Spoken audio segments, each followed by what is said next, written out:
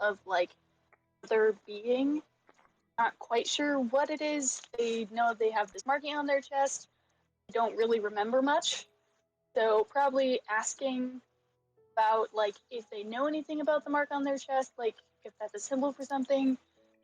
Maybe just have a little like chit chat about like some of the gods that they kind of represent the temple. Just like curiosity, trying to figure this stuff out because like there's something in the back of their brain, but they can't really get to it. So, asking about their deities, they start spouting some names that you have never heard before. Names along the lines of Tyr and Freya and Loki. And, we all know them in modern times as players as the Norse pantheon.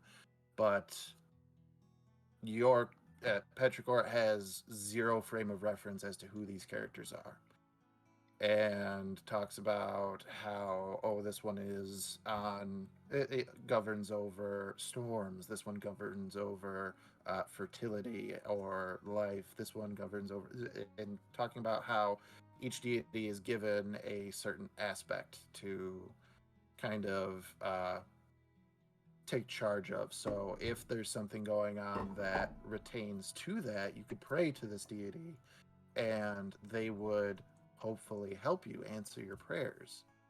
And kind of you have a very philosophical discussion as to what religion is and what it means to a sentient individual.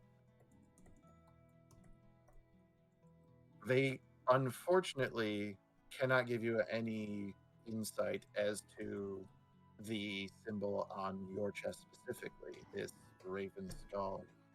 They talk about how Odin is the father of ravens, but you don't quite get that this is exactly what you would have been.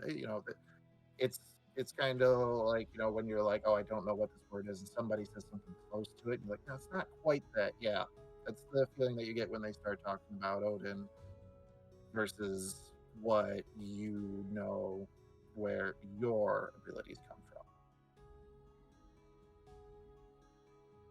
I think after a while they'll probably not feel tired, but like mentally want to just kind of relax and then just sit next to Farah and not like fully shut down, but just like tuck into themselves a little bit and just sit there waiting. While you're sitting there waiting, a few minutes go by, and a snowball rolls over to you and kind of hits the side of you. Just very, very gently bumps off of you. Kind of look down at it and then look around for the source of where it came from.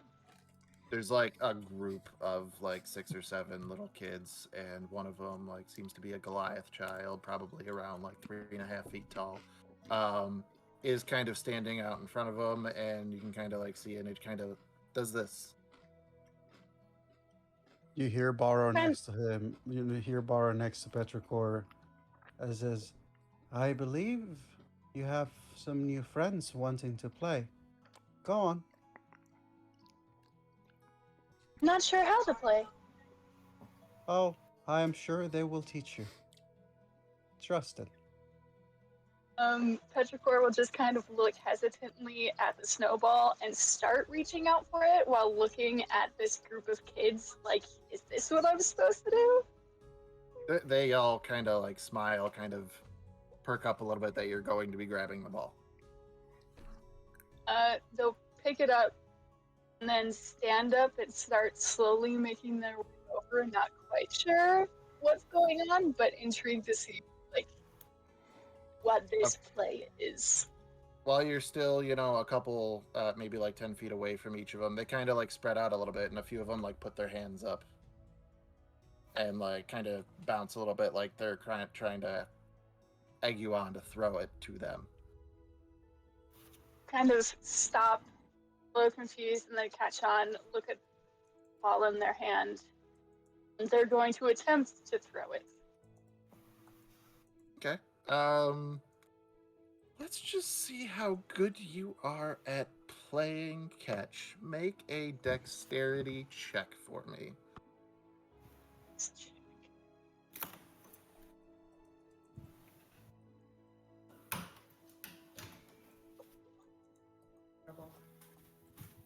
That would be an 11. 11. All right. So with an 11, you kind of toss it. These are kids too, so you get it kind of close, and the one like reaches out, bobbles it, and it lands in the hands of another one. And then like it gets tossed to another one, and it gets tossed to a third one, and then it gets tossed back to you. And slowly but surely, as it's being tossed to you, you're tossing it to other individuals. Petrichor has learned how to play catch. That is so cute.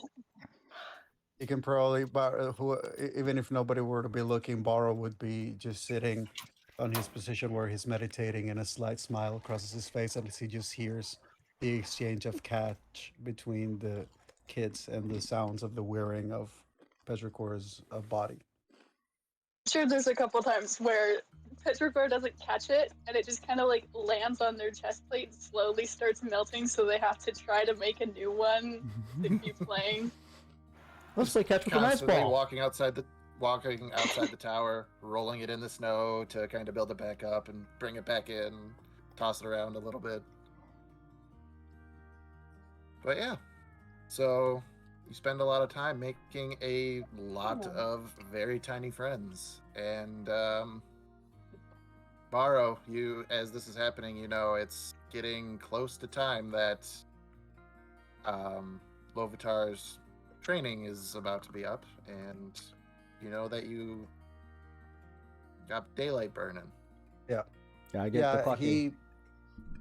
He sort of, Borrow instinctively is able to sense the passing of time, and as he knows it is approaching, he gets up from his meditation place, and he starts walking back toward the center of the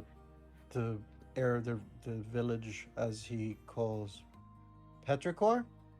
'Tis time. And We're leaving. yes, the hour has passed, and we cannot lose more light. Petrichor kind of for a second looks like they don't want to leave, and then kind of say a few goodbyes, not quite sure how to do so, and follow suit, grabbing onto your hand again. He takes the hand, and I'm just going to take the maybe like as I'm walking, maybe I can hear or sense the rest of the group around, whoever may be within hearing distance. I will probably call out to them or gesture for them to let them know that it is time to go. Petrichor, as you're leaving, you get a lot of waves goodbye from the children, and as you're turning, one of the adults is, standing kind of by the entrance and just kind of looks down and goes, you've made quite a few friends today. I would like to give you something to remember them by. And they hand you a just very string necklace with a small wooden bit from petrified wood charm on it, as carved in it. I hope you see that symbol. That's so fucking cute. I love it. We'll keep it forever. It's adorable. They just kind of like pat you on the shoulder and just go, safe travels. Too. I'm about to fucking cry. It's wholesomeness everywhere. It was my whole goal. As Clucky regroups with the party, he gives a wave to the mammoth and the Goliath that he helped out, and turns towards next to Borrow and Petrichor's side. Falls in suit. Is everybody ready to head out then? Xanthi just packs up her jars. Yes. Not really telling the party about them. And then walks over to the rest of the group, and she just kind of silently nods. She still looks like she's still kind of waking up a little bit. What is caffeine? We are on our way. Lovitar's gonna be walking out of the training grounds. Agree. I expect you to be able to wield an axe as good as me now. I already could. It's just gravity disagrees. So what you're saying is I should have just asked you to teach me, huh? Oh yeah, I don't know why you waste your time. So sorry, master. And he walks to the group. Do I see you have the axe in hand? I'd say so. Decor kind of perks up as if remembering something, and slowly lets go of Bara's hand and kind of waddles over to you and says, "That axe is actually quite special. It does have some magical abilities." I did just learn to wield it, so we'll see how it is useful in a fight. And I'll go back over and grab Bara's hand again. Very well. I suppose it is time.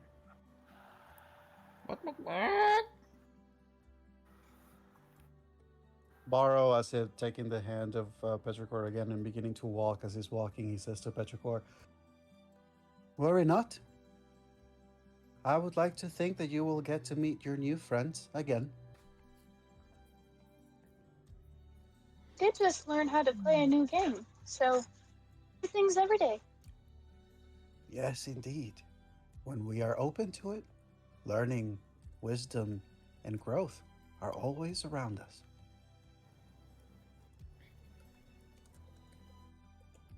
Y'all are gonna make me cry.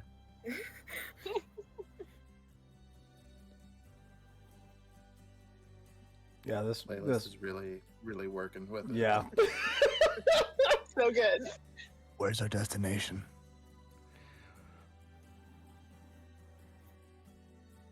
So you were told that the destination is to, I believe that I said the southeast, and that it would be about 2 days on foot.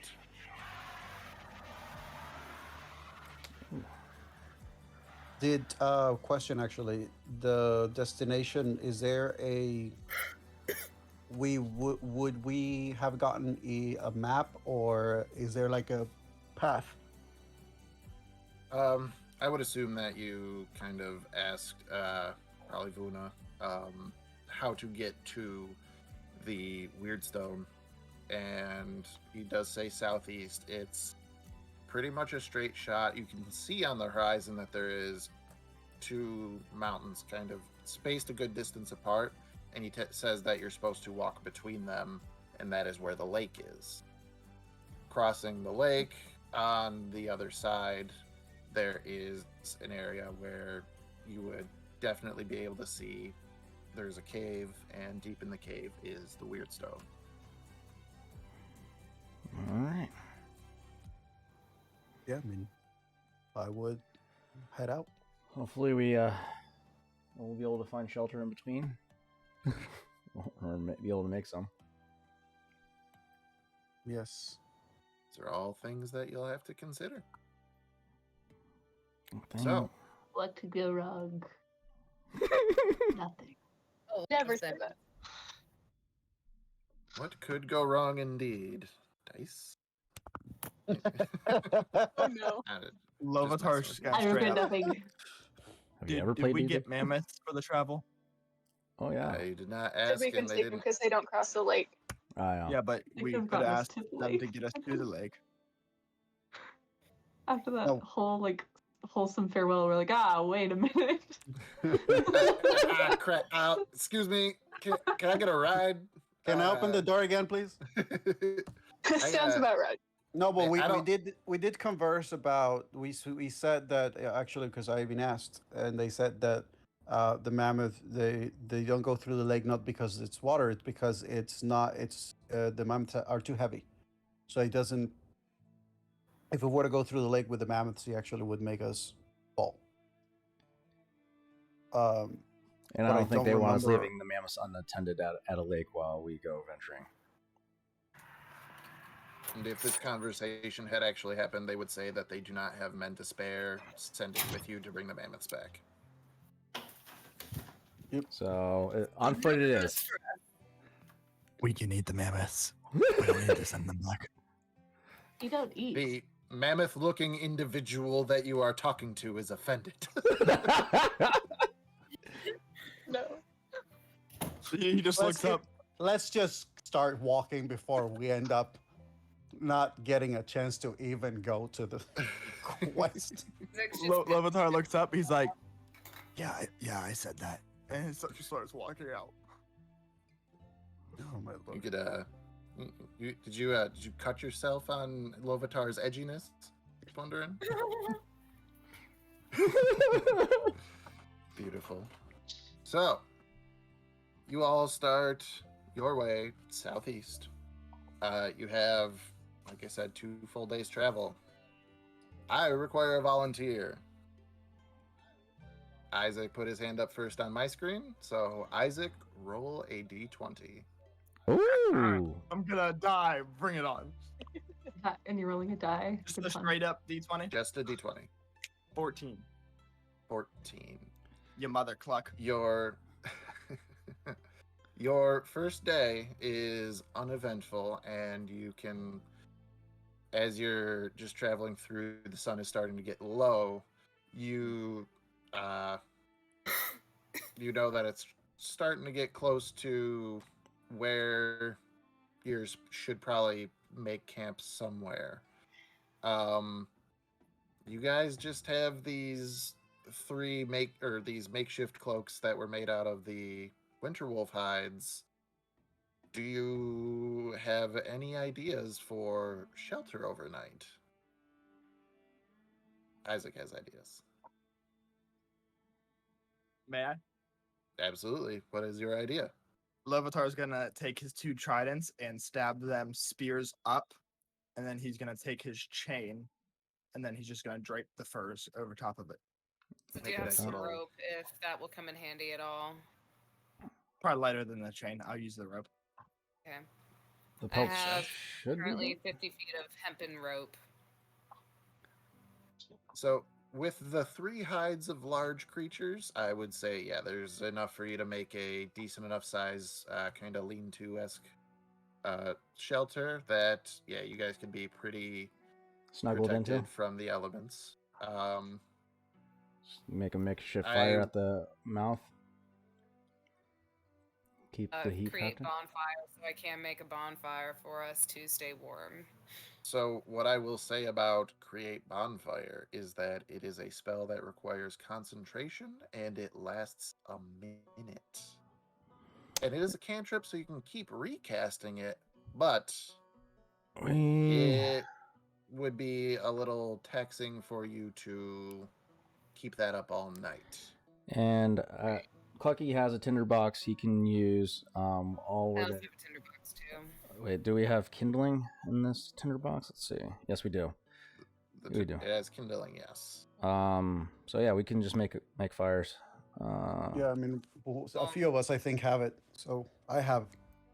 So I have a tinderbox, so we should be Mhm. good on that. Yeah, we're Kindling fine is on It's the tinder- nice, tinderbox. but you need some type of fuel to keep it going. Well, luckily, there's some sake, some very good sake we can try, because the monk hasn't drank that much from it. I also do still have the 2, like, granted, it's not like a lot of fuel, but like to help start the fire, I also can pull apart the wool from the other 2 corks of the bottle that I have, of the bottles I have. And we also have some possible loose feathers from a very chirpy, clucky individual that you could possibly find scattered around the nesting grounds. I do have 3 torches and and 9 wooden stakes. That's So- all technically fuel. Lovatar is just gonna look at Taylor's character. It's Xanthi, right? But yeah. We could always just burn your barrel. Anthe immediately just cuts a look to Lovitar. She hugs her barrel and she goes, if anybody is going to live past this destination, you don't touch my whiskey. He walks up and pokes the barrel. Xanthe immediately initiative. swings. Roll Swing. initiative. You swing? What kind of swing? What She to just- cause she damage or literally just? like fist, and she just swings. During this whole thing, Barrow just crouches next to, hearing the whole thing, he just crouches next to Petrichor. You wouldn't happen to have any sort of skills or things that could help us with a fire for the evening, would you? Oh, we got plenty of fuel. I think. Didn't we just say that? The roleplay was, yeah. Sorry. You're over here technically because Do I need to roll anything for swinging muted. at Lovitar? we can't hear you, KJ. Oh no! From behind. Petrichor vanishes. No, I'm kidding. From behind Xanthe, you hear. Fine, no. Can't chew on that, my guy.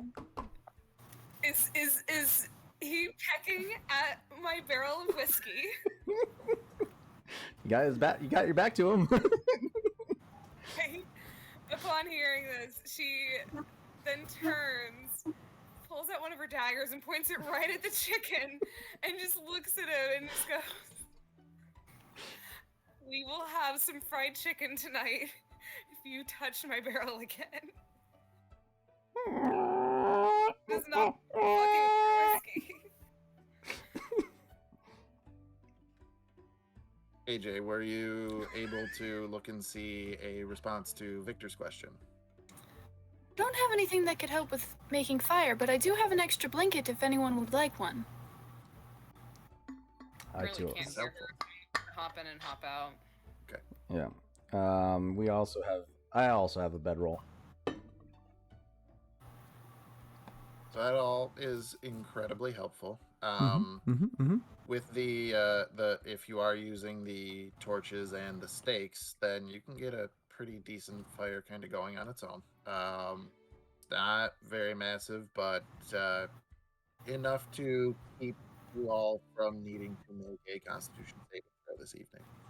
Yeah, buddy. Are you all just heading right to bed, or?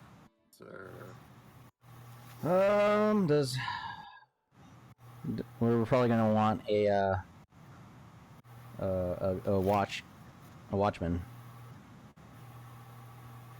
of some sort. You all sleep. I'll watch. I can also watch if you would like. I don't need sleep. All right. Literally, Lovitar's character sits down and goes in just a quiet, but he still is awake and notices everything. But he's still resting.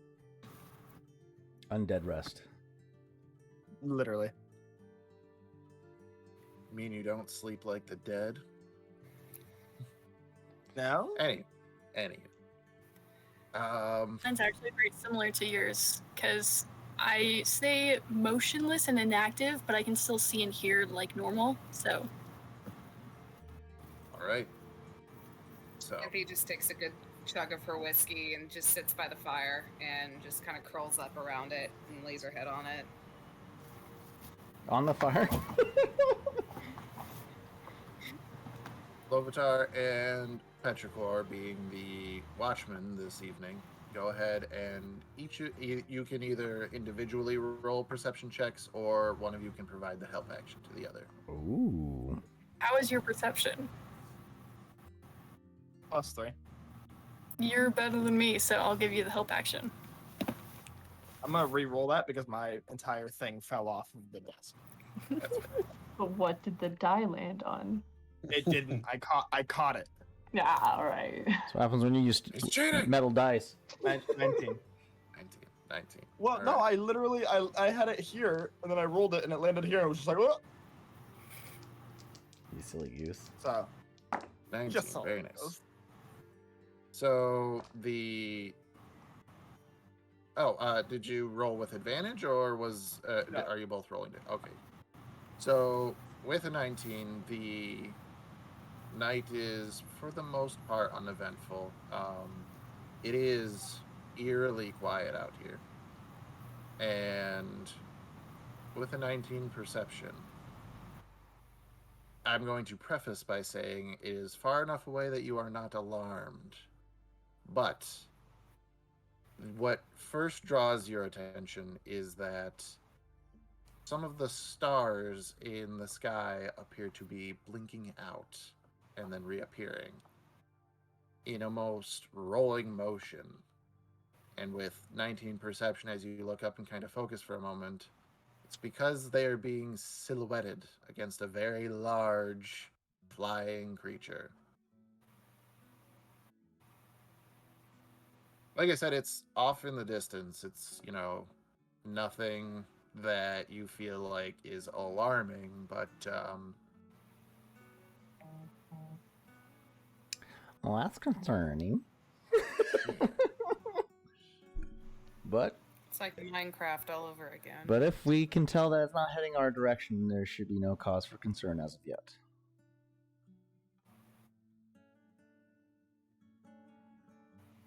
Other than that, How long has everybody been sleeping? at this point, I'd say probably like three-ish hours. We'll let them sleep a little bit longer.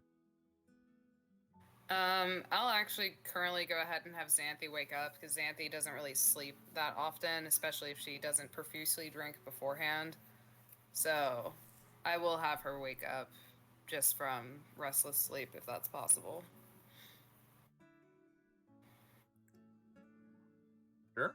You absolutely can. That's part of your character. That makes sense. So you get up. It is very chilly, but the fire is still kind of going.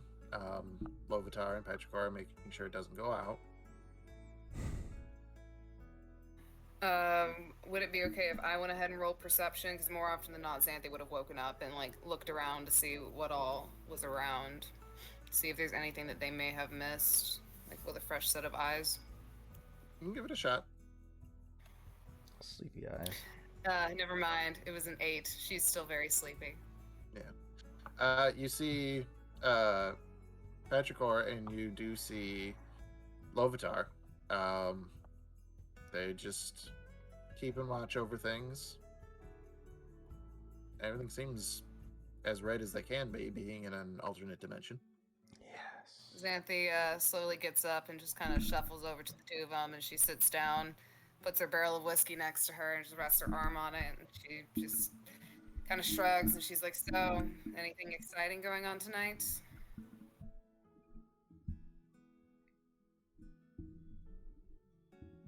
Nothing yet. Flying creature off in the distance, too far to worry about. Pretty large. You hear in Lovitar's ribcage. I can't hear that. Knocking. It's like, hey, keep it quiet. I would imagine being inside another creature's ribcage when it speaks, it's probably pretty loud. Being in the womb. I'm keeping you warm in there. You better be quiet. Technically make Lovitar like a seahorse. Why? You are my child. Oh, You are my sunshine, my only I'm a sun. grown man. Lovitar just doesn't say anything, but Screed knows that he was about to make a comment.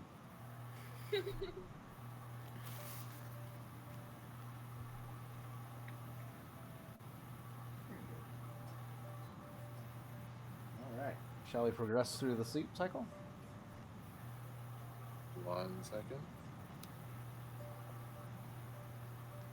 What did you... KJ, remind... Oh, Petri. Is it Petri or Petrichor? Which one are you going by? Whichever the heck you want. Petrichor, did you see that too? I did. Ideas? Nothing for now. Enough away not to worry. Not today. I'm gonna unplug your vocal cords. As that happens, You can plug them in.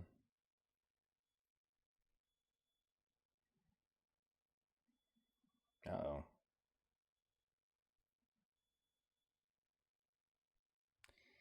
Uh-oh. Okay, it's just them that disconnected from me. Okay, we're gonna disconnect. Reconnect.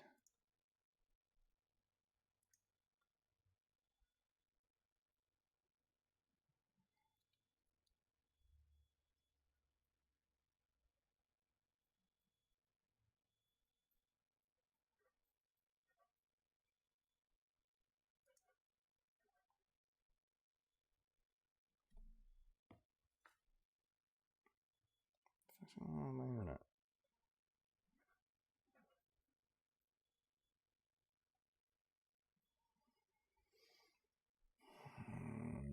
Try this again.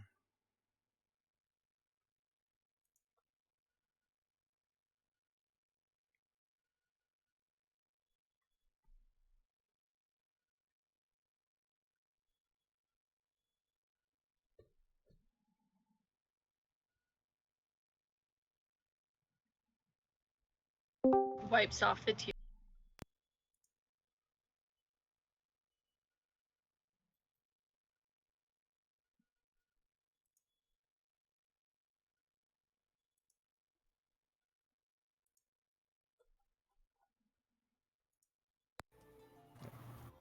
There we go. Jesus. Woo! What a doozy. All right. You good, bro? I rolled a couple of wisdom saving throws. I rolled wisdom saving throw with disadvantage to see if Barrow's hearing would make him wake up, and I rolled a 22 and then a nat 20. So he's fine. He's just asleep. Nice.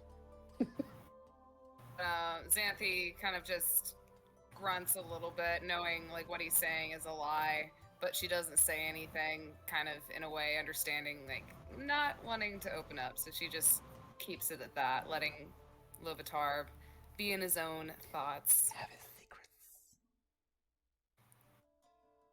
Go for therapy. You secretive boy. So secretive. Everybody finish out the long rest, if you will. Finish out the night. Yeah, let's finish it off. I want a full sleep, baby. Let's go. All right. The dawn comes.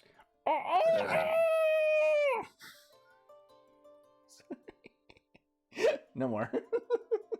You get the no, book. no, please keep going. Please keep going.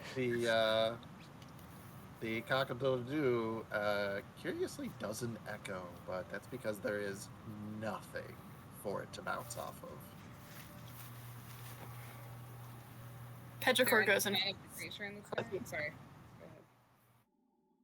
The first thing Petrichor does as they like officially turn back on is go and feed Clucky.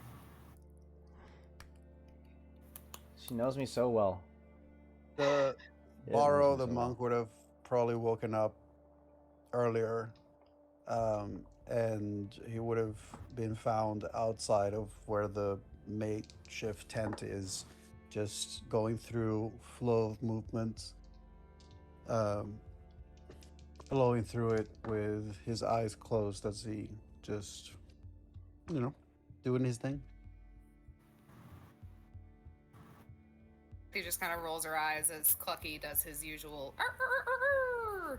and is still just kind of leaning on her whiskey barrel. She's kind of just scanning the area, keeping her mind busy, and just seems to be zoning in and out a lot. Just pretty much like her face is that in a constant state of disassociation. Lovitar is going to start packing up all the furs and the chain and whatnot that was used for the shelter. And then he's just gonna sit down, pull out a whetstone and start sharpening the battle axe as he's looking around. We're not gonna keep moving forward. I was We waiting have until morning, when I got back. morning routine. Yeah, we got morning routines, my guy. All right. Well, It's Yours Clucky, is just shorter than everybody DP else's. Party. Clucky already did his morning routine. Yeah. Ours isn't very big. It's just I feed you, I sit and I don't know. Scree is try to have a currently doing conversation. pull-ups off of my ribs. Yeah. Just like Watching her Why do you do think this. Scree stays strong? Just. Yeah. she actually climbs up into my mouth and then just starts like punching What? the little ball in the back for the Feel practice. 7:20. Yeah. No, I think I'll pass on that I one. pulled out the food a long time ago. Sorry. I pulled out the food. Why? I pulled the food Yeah, I'm out. done. I'm done. Say something, but I'm not going to. Okay. Bara would basically bring his practice to a close as he senses everybody else waking up. And he just picks up his traveling bag and his staff as he just. Shall we carry on? He stands After up. you. Just goes right behind Barrow. You just hear, Dracor's already holding your hand. you just hear a coo of acknowledgement from Clucky as he loads up his greatsword on his shoulder and starts walking.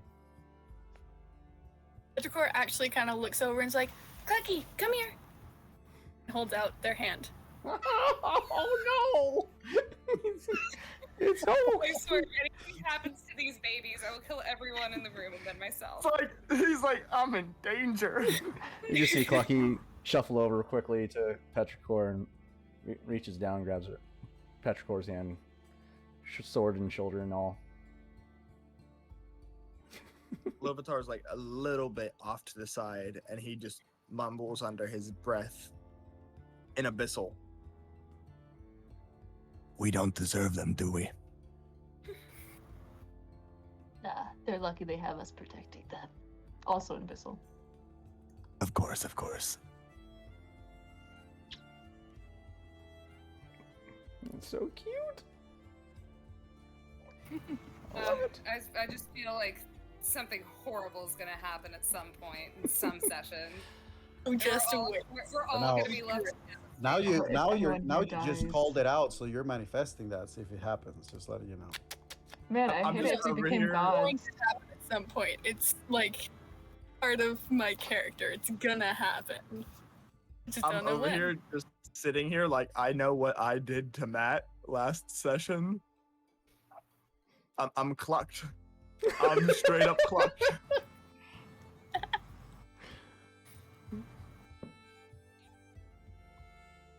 Oh, I got this. Gave him a cute little bear, and then the little bear got murdered, and then brought back to life, and then Why the? Oh, I felt like I needed to like check doesthedogdie.com for that. Like, that was not cool, my dude. How dare you give us an adorable fuzzy character and then kill it off? You Game of Thrones that shit with us. Then you did it again when you brought it back.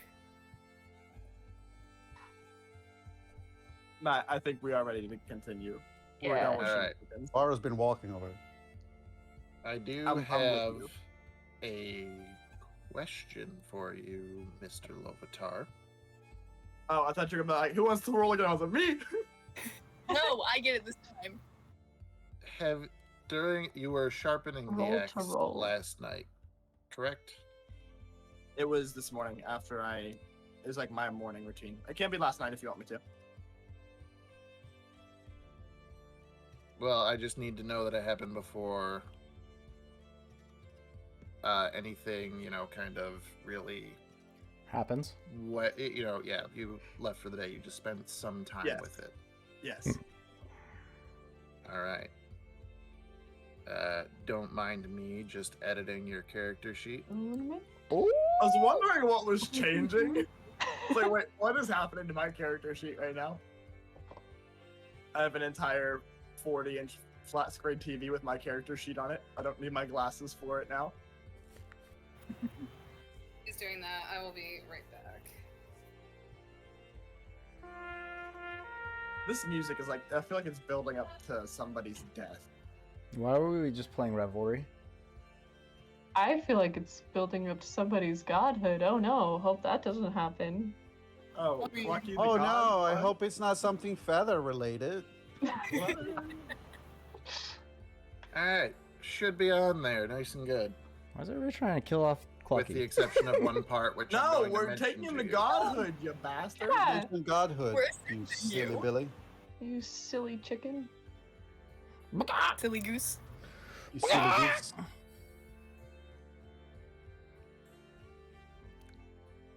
Slapped an F in the chat sticker for 0 bits. Nice. Thank you. Thank you, certified acehole. You're welcome. We think- stand what is there that by face? equals. You reading the stats of your new play toy? Oh, hello there. So, you all start heading out, heading in the same direction that that you were headed before, heading to the pass between the mountains. So Isaac was my volunteer last time. Who is my next volunteer? Ow. AJ yelled. KJ. Perfect. Go ahead and roll a d20 for me. Oh dear, I'm losing hair. 17. Yeah. 17. All right. Nice. So, your day, I will say your day is uneventful. About, I'd say a little bit after noon, you actually make it to the pass between the mountains, and you travel a little bit, and before you can see a very pure white frozen lake. It is rather large. It's going to take some time to cross. But, yeah, it is frozen over completely. On the other side, you do see kind of like a small little shore area that you can walk up on, which leads to, like, it's got an incline that goes up for maybe like 50, 60 feet, and then it kind of goes back down. You can't see beyond it.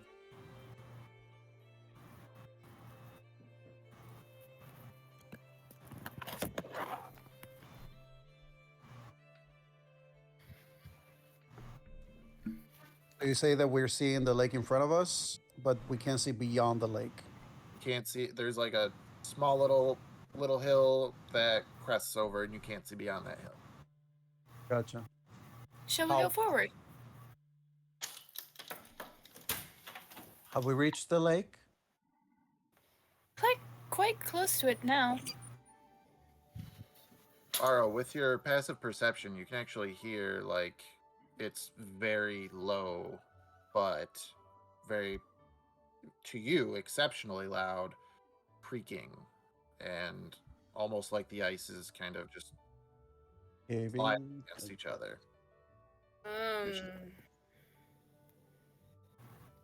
So is it the sense of the ice sort of not being as strong as I would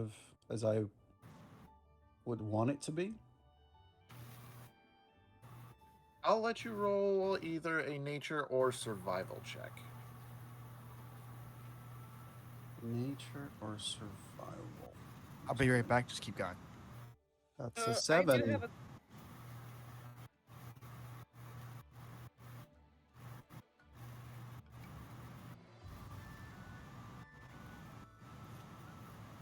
So would he possibly be able to tell if we could safely pass the ice or not if we were just going to be walking on it normally?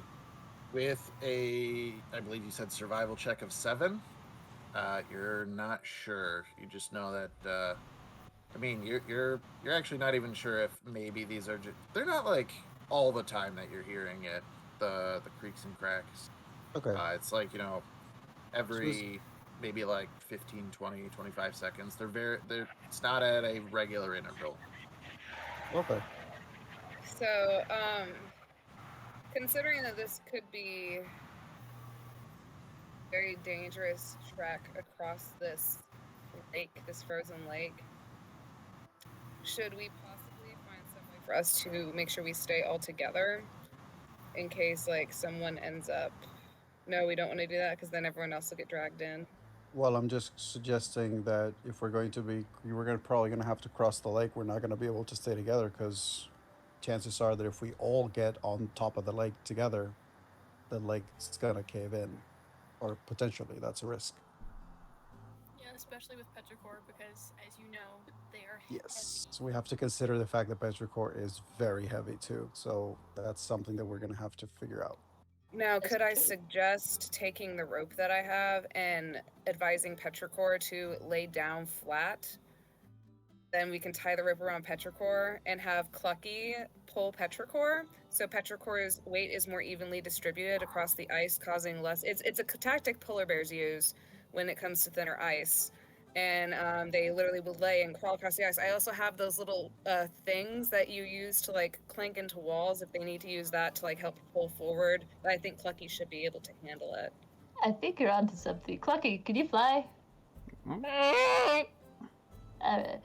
Anyway, so, as magnificent as this terrifying creature is, I don't think he's strong enough to carry our tiny friend.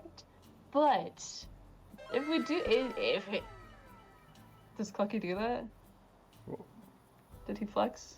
Oh, cool.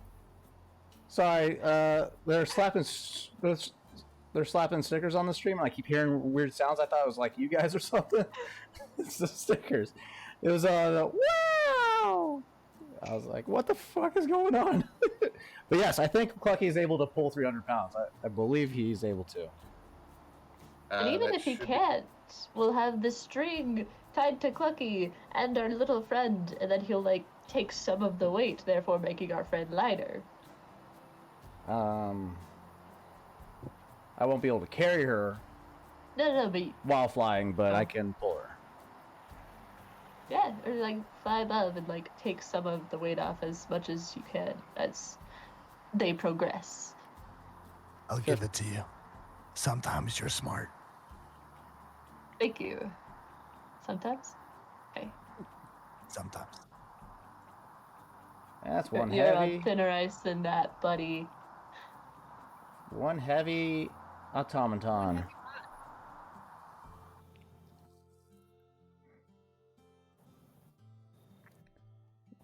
What's the determining factor on whether or not Clucky can move Petrichor? Hold on.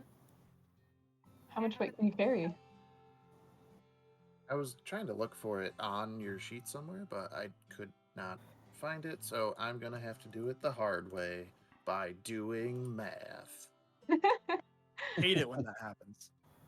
Well, whatever carrying No, capacity not or math. whatever Clucky ends up having, I can use enhanced ability using bold strength, which is advantage on strength checks and doubles their carrying capacity. Yeah. So, your Clucky's carrying capacity is 270 pounds.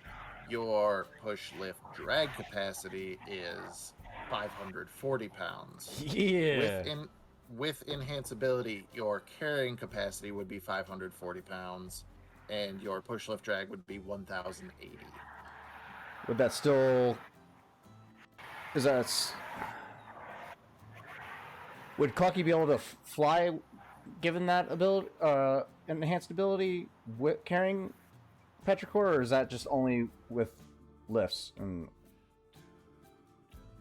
So I don't think that it's really said what qualifies as, like, you know, for that. It doesn't say anything about it. It's kind of weird the way that the flight rules are written in there. So I'm going to rule that so long as you're not encumbered, you can fly with another person Right. in your claws, Okay. in your clutches.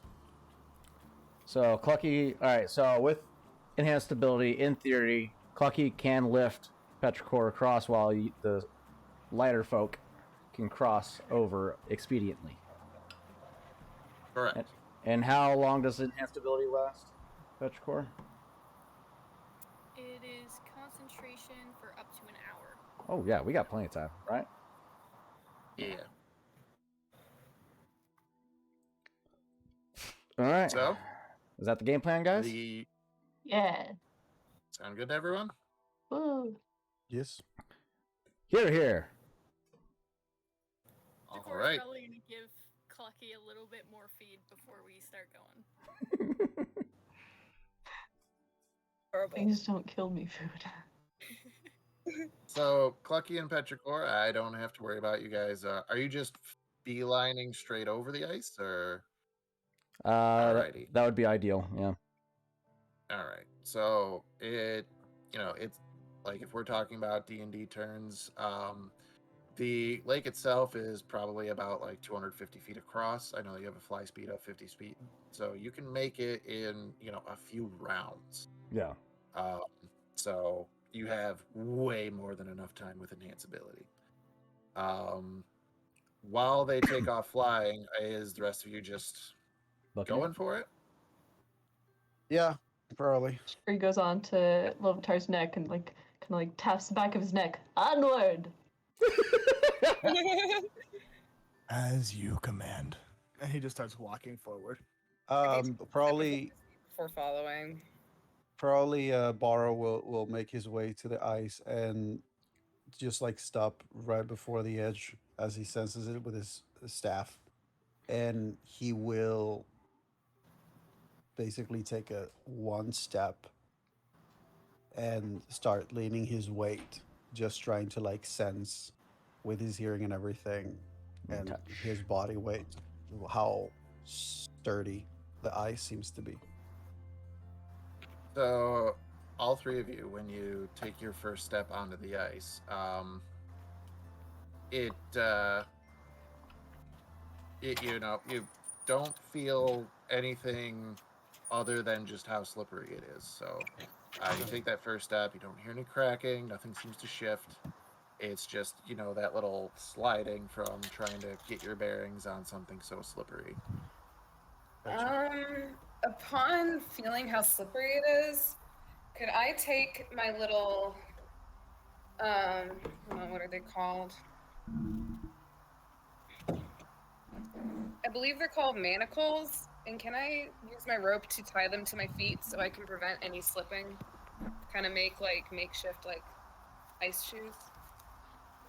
Manacles are chains, bindings. Hold on. They're medieval handcuffs. Yeah. Oh, never mind. My bad. It's like you're gonna. It's like you're gonna tie your feet together. And Lovitar. Or is it Pittons I'm thinking of? Pittons is. Yeah. Okay. So if that's what you're thinking of, so that makes a little bit more sense. I will say no, because of how their intended use is, and then trying to tie them onto your feet, it seems more wouldn't- income. Yeah. Okay, I understand. I'll be right back. And Lovitar literally just grabbed 4 of his daggers, stab one through the front of his boot, and run one through the back. I mean, And kind of do a real quick stitch thing to the back and the front of the boot. I mean, your foot has to be in there. It's go not for- in, it's through the sole of the boot, that little 1/4-inch thing on the front or the back. Oh, Hear that me little. Yeah, If it's you not have it's that not little lip- through his. I mean, I can put it through my foot. Would Hear it me work? out. I mean, you take Still some damage. damage, and you wouldn't be moving as fast as you normally do. But I mean, would it provide you some more traction potentially? What if we use the slippy to our advantage? What if we just wait to see what the DM actually gives us on whether or not this whole crossing of the lake is just No. happens, and then Think we're rather over. than taking 30 minutes? We need to be cautious about this, okay? A lot of Lovitar's things just gonna can happen. pull a trident off of his back and use it as a walking stick, and he's just gonna keep going. At this time, Clucky's gonna break out a ruler and Oh, start my stomach. measuring out his steps.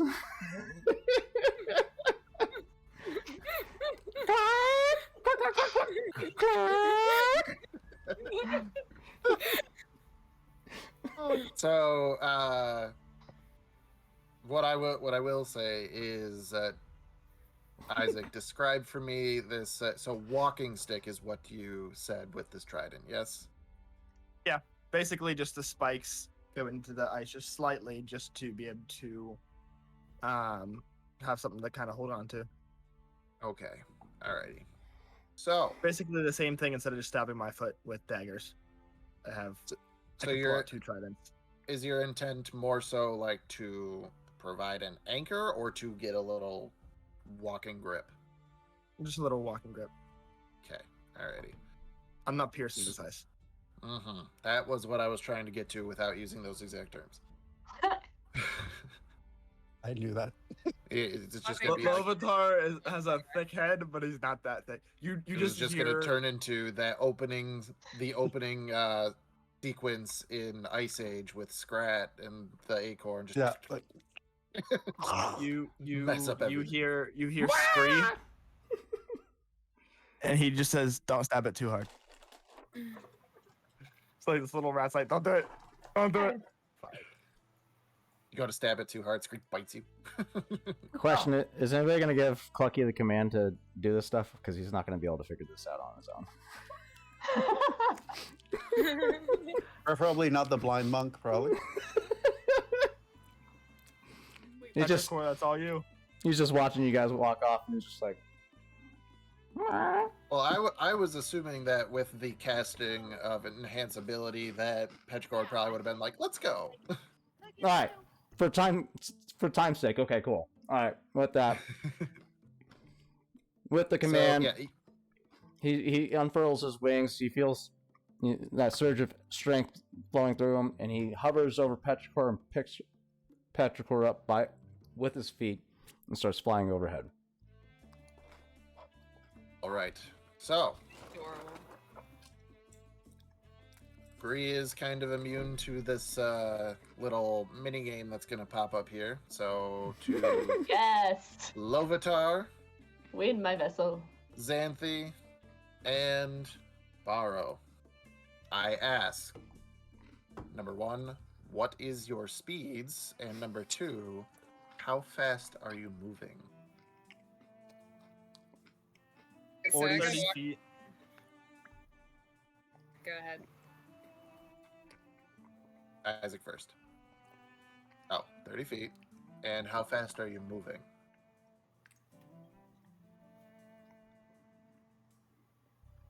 $20. Okay. Xanthi. Taylor. No, I'm sending it in chat. Okay, if Pretty much same as Lovitar. I don't want to stray like too far away from the group, but going full speed but not be smart on the ice. Victor. 40 feet is my speed. And how fast are you moving?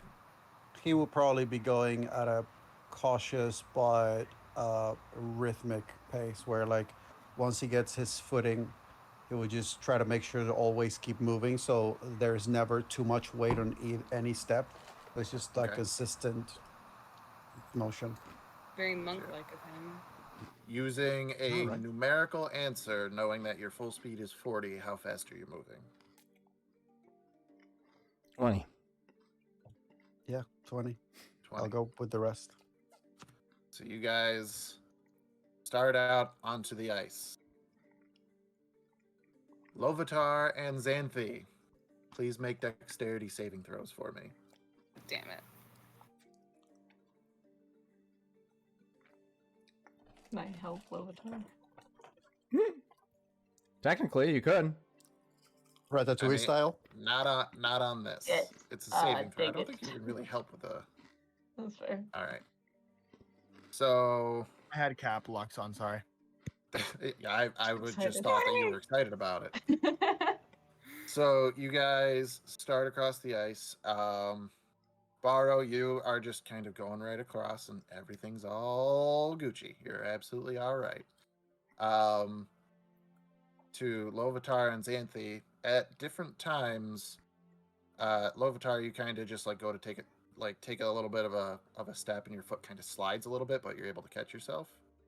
Xanthi, you kind of do a little bit of the, like your feet kind of come out from you for a second, and then you take a second and steady yourself. You both of you kind of get the sense that these events happened because you were moving too fast. Damn, you gotta go Mechanically slower. speaking, you can avoid a dexterity saving throw by moving half your speed. Right, so- Is there more consequences for moving your full speed? Yes. this point, Xanthi is gonna slow down a little bit to half her speed, which would be, I believe, be 15. And mainly because she is keeping in mind that she has 3 flasks of flaming bombs in her bag, and she does not wish to pull a kamikaze right now. So. Are you by an open flame? Are you guys, just now slowing down to half speed and just kind of going? All Xanthi's right. definitely going to slow down despite what the rest of the party does. Even though you guys are moving at half speed, though, I will have to say, Barrow's pulling away from you. Because half speed for this Twinkle Toes over here is faster than you guys. So. By chance, so I have 50 feet of rope. I tie a dagger to it and then throw it into the ice ahead of me and then try to pull myself to it, or would that possibly cause the ice to break? Because I do not want to do that. Storytelling, baby. What do you think? What do you think? Just keep going. The clocky will be able to get to you guys. after he And drops the off. party just fell through the ice. And it was the end. I'm just gonna keep going. I'm just gonna keep going. Just keep walking. Keep walking at 15 speed. All right. Clucky will come get you guys. So, yeah, I am kind of sort of trying to keep track of this. Like I said, this was about 250-foot long lake. All right.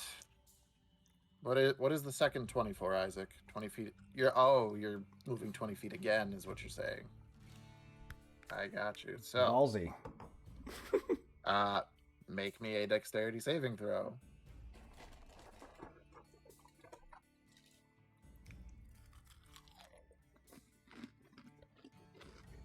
All right, same deal though. You get that little slip, but you keep going. You guys, Barrow and Xanthi, everything's good. Doing a little math here. Hey, no rush, big guy. I mean, we're gonna have to wait for them anyway once we get there. All right. I would rather be over there when the ice breaks. So I'm going to assume Xanthi and Barrow moving at half speed again. I'll move Lovitar? it. I'm gonna move at 20 speed this time. I'm gonna alternate. Both of you make dexterity saving throws.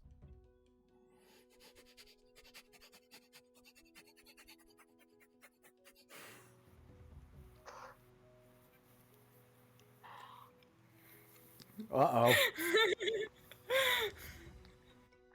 Xanthi, Yes. you kind of see them kind of getting ahead of you a little bit, and you're like, all right, let's pick up the pace a little bit. And just your feet both go straight up, and you land flat on your back. Xanthi just lands, just goes, fuck. Do I feel any shifting or anything underneath me when I land?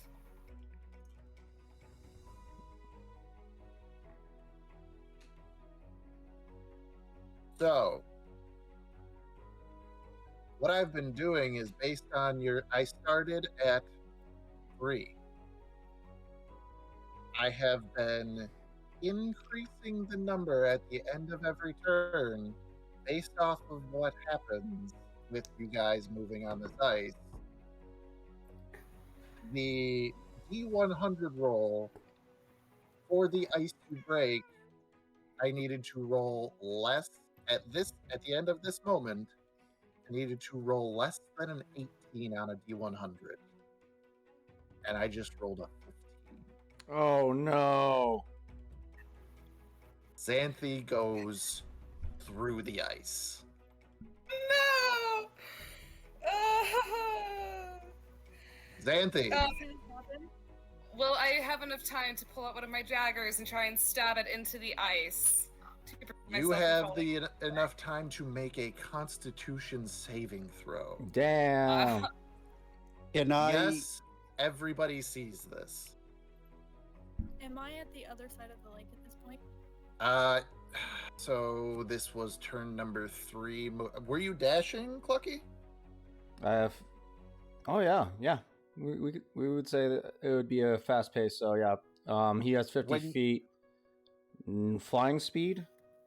Yeah, With a so dash, that would you be would have 100? been. He'd be over. Yeah, I would say when you guys hear the ice break, you are just about to set Petrichor down. As soon as I hit the ground, I tell Clucky to go get Xanthi. And with Okay. that, Clucky lets out a squawk and dashes for the fellow compatriot that fell through the ice. Can't they have enough time to scream so Clucky has an idea where she's at? You are underwater, my dear. Fuck! You can scream, but not many people are gonna hear you. How's your So- con save? Did you do it? 14. Oh. Rolled a 14. This is how I'm going to do this, making up some rules on the fly. Uh Xanthi just drowns. You take 5 points of cold damage just from the sheer Shock. chill in this water, this shock. Damn. D 5e. You hear Lovatar? I told you. Yeah, okay. What seems is to your be the- Constitution tell me. modifier? See me and my Constitution modifier. You know, I am asking what it is. Would that be for my Constitution saving throws? My No. Constitution is Your stats itself. The number by your Constitution score. The little plus whatever. Constitution is 13 plus 1. So, as per the rules of Dungeons and Dragons 5th edition, a creature can hold its breath for a number of minutes equal to 1 plus its Constitution modifier. You guys have 20 rounds before Xanthi starts drowning. But the cold is the real killer here. Oh, fuck, y'all, I only have 20 hit points, so... Okay, so as soon as Borrow hears the fall through the ice, and he also hears Petrichor land on the other side, and he starts hearing the wings of Clucky, he has his staff in one hand and he raises the other as he shouts, "Clucky!" and he raises his hand, trying to signal for Clucky to basically like come pick him up. He just raises the hand and then like grab. Oh, question. Is the water moving underneath the ice? Is Xanthi just over the under the opening, or is she under the ice currently? Don't give the DM more ideas. I drew a map because I have already considered this. No shit. I figured it's Matt, so I might as well go ahead and ask the hard questions because he's gonna dude literally brought in scent detail and like how long it takes for the scent to reach the fucking wolves. I asked these questions for a reason. I know it's gonna come up. So with this chill, you're kind of underneath everybody's survival instinct. You just try to swim up. Now, could instead of freaking out, could my character just continuously slam on the ice in order for Borrow to have some sort of idea where I'm at under the ice? And can I also by chance, could I take one of my, I don't know how disoriented I am, but can I take one of my pittons and try to stick, or my dagger even, and try to stick it into the ice to keep myself from moving anywhere further?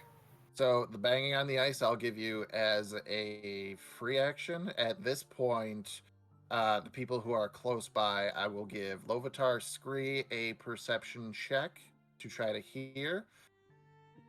Borrow, given what we are working on behind the scenes, I will give you this perception check with advantage.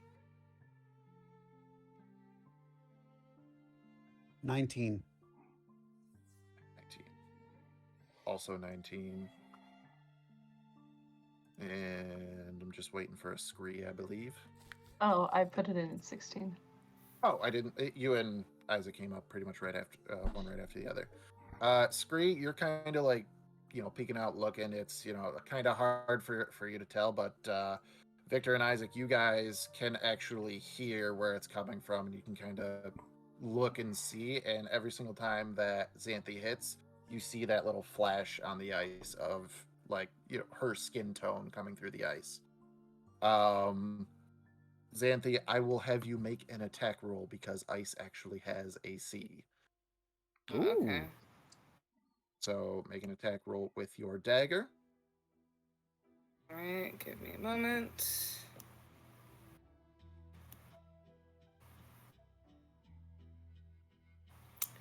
All right, my dagger, that would be an 18. That hits, so you're able to jam in, hang, and just kind of hold the dagger right there. You're, probably grab with two hands, I would assume, just kind of hanging on. And at this point now, yes, you can feel how the current is kind of pushing against you, pretty much back the way you came, because where this lake has to empty somewhere, so there's got to be a river going under this ice that just has been frozen over, but that current still exists. So now I will give Borrow and Borrow and Lovitar a chance to react in whatever way they deem appropriate. I already called for Clucky, so my Gonna take idea time for Clucky to get there. Are you heading to you? So Clucky, decision for you. Petrichor told you to go get Xanthe, I believe, right? I heard that correctly. Was that the command? And now you. Yes, it was. And you see Borrow with his hand up. Tell you what, has Borrow fed Clucky at all? No? No. When I was given the feed, I gave it to Petrichor. Let's do this. Let me roll perception to see if Clucky notices you. If not, he's just gonna shoot straight for Xanthe. 18. No, he's gonna roll Oh, perception. okay. I just heard roll perception. I was like, All right, give me the. All right, what do I see? That makes more sense. Oh shit. 13. Victor just wants to roll dice. I rolled a 13, and my perception is a -3. Why? Wait, nope, that's a lie. It's a +1. I'm thinking of Breg. Sorry. So with that 19 perception, he is going to notice. He will notice Borrow's hand, and he will dart for Borrow. Darting for Borrow. Okay, so you are. I'm sorry, I just got a message that made me laugh from a player.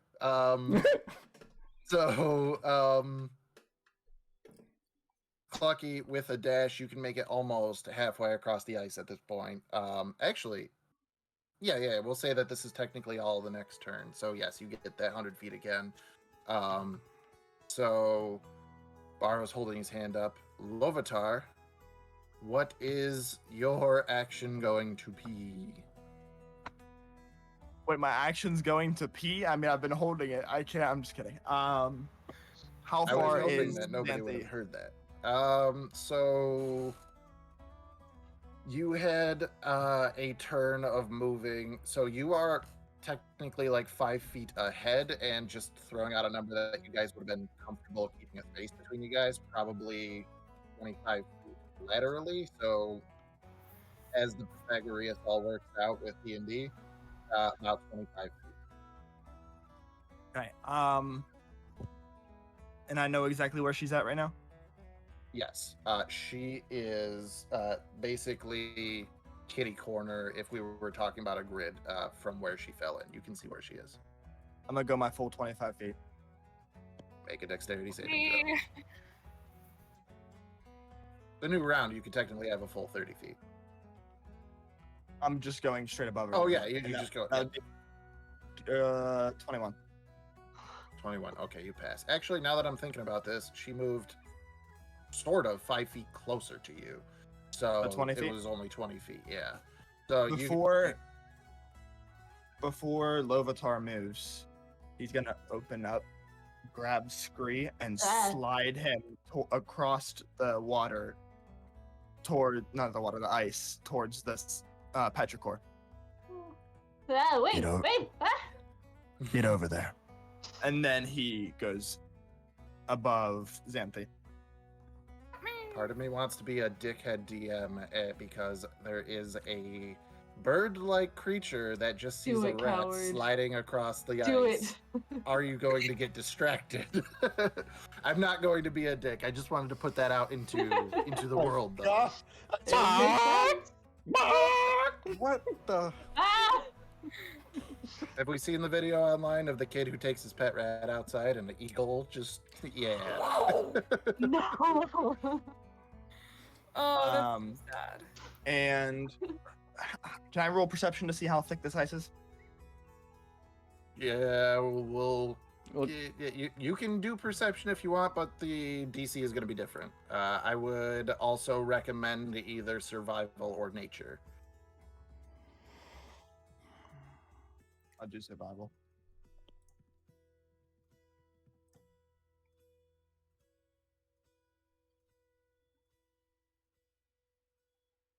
Okay, so you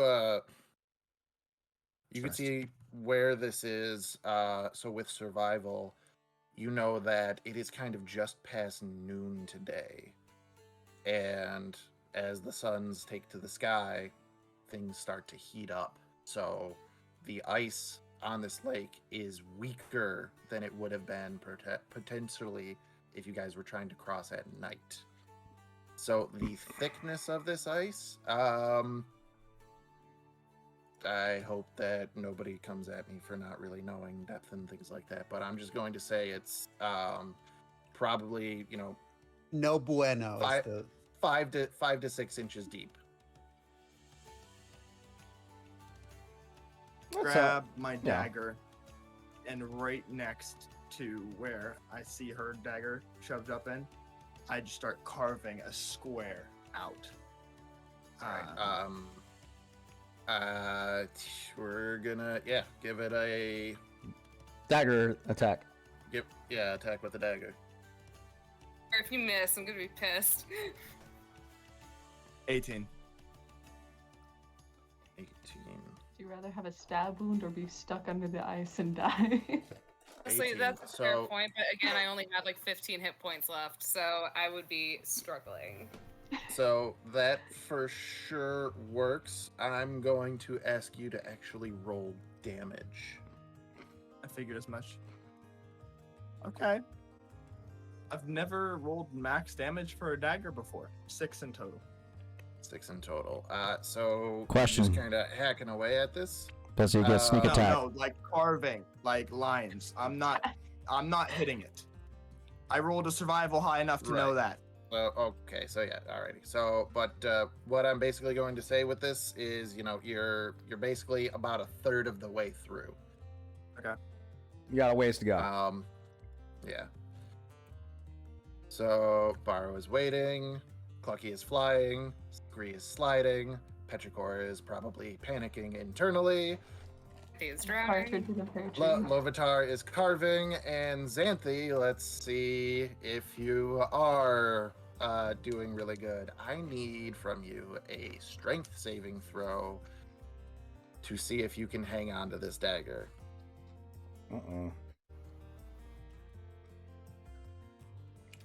Oh no. No.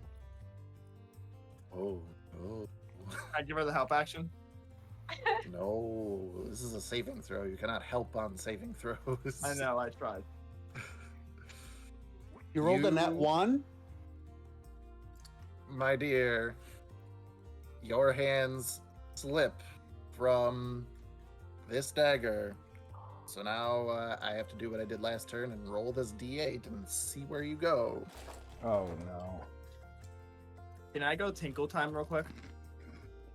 Yes, you may. You can't Thank you. because it's frozen. Xanthi's just gonna die. If you pee on the ice, it'll kind of help melt it a little bit and make it easier to cut. She's not wrong. She's not wrong. So you have shifted another 5 feet. Which, when he comes back, I'll tell Isaac because he can definitely see you just shift from his view. But it is cold. You take another 2 points of cold damage. Alright. So we're gonna go into a second. Well, so damage the first round, damage the second one. This is technically round number 3 of 20 before Taylor starts to suffocate. Petrichor, since you are the furthest from there, do you have anything that you can do other than provide emotional support? I don't think not really. Okay. I think at this point, Petrichor is just kind of sitting and considers praying because that's something they had learned about today, but doesn't really know how to do so. So just kind of like sits and hopes and just kind of waits in anticipation.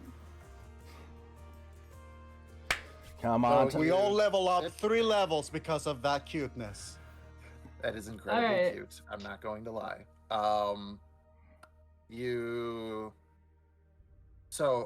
Mechanically, I'm not saying that anything is going to happen. However, this is excellent roleplay that I'm going to reward by giving Petrichor a DM inspiration. So you can hang on to that, and just for clarification, DM inspiration, any D20 roll that you make or you witness, you can choose to give advantage or disadvantage to.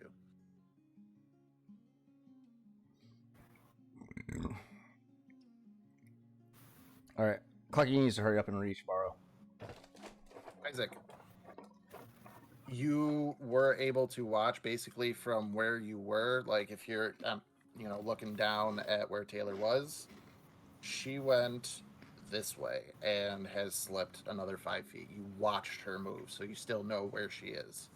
I know that you sent me a message, which you probably would have said something about in person if you were here. So, can you connect your chain to the axe and throw it? I didn't know how far she moved. If she's only 5 feet, then I can just hop over there.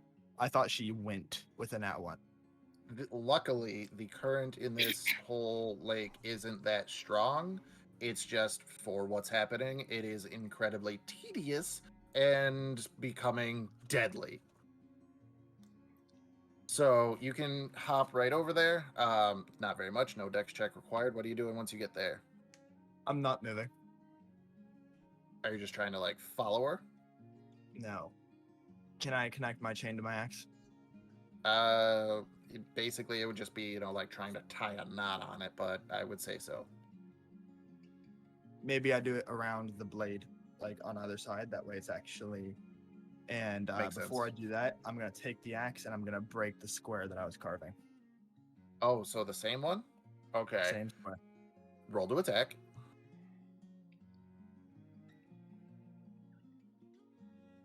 Right there. That would be a 16. 16. That hits. Go ahead. Roll some damage. Some damage.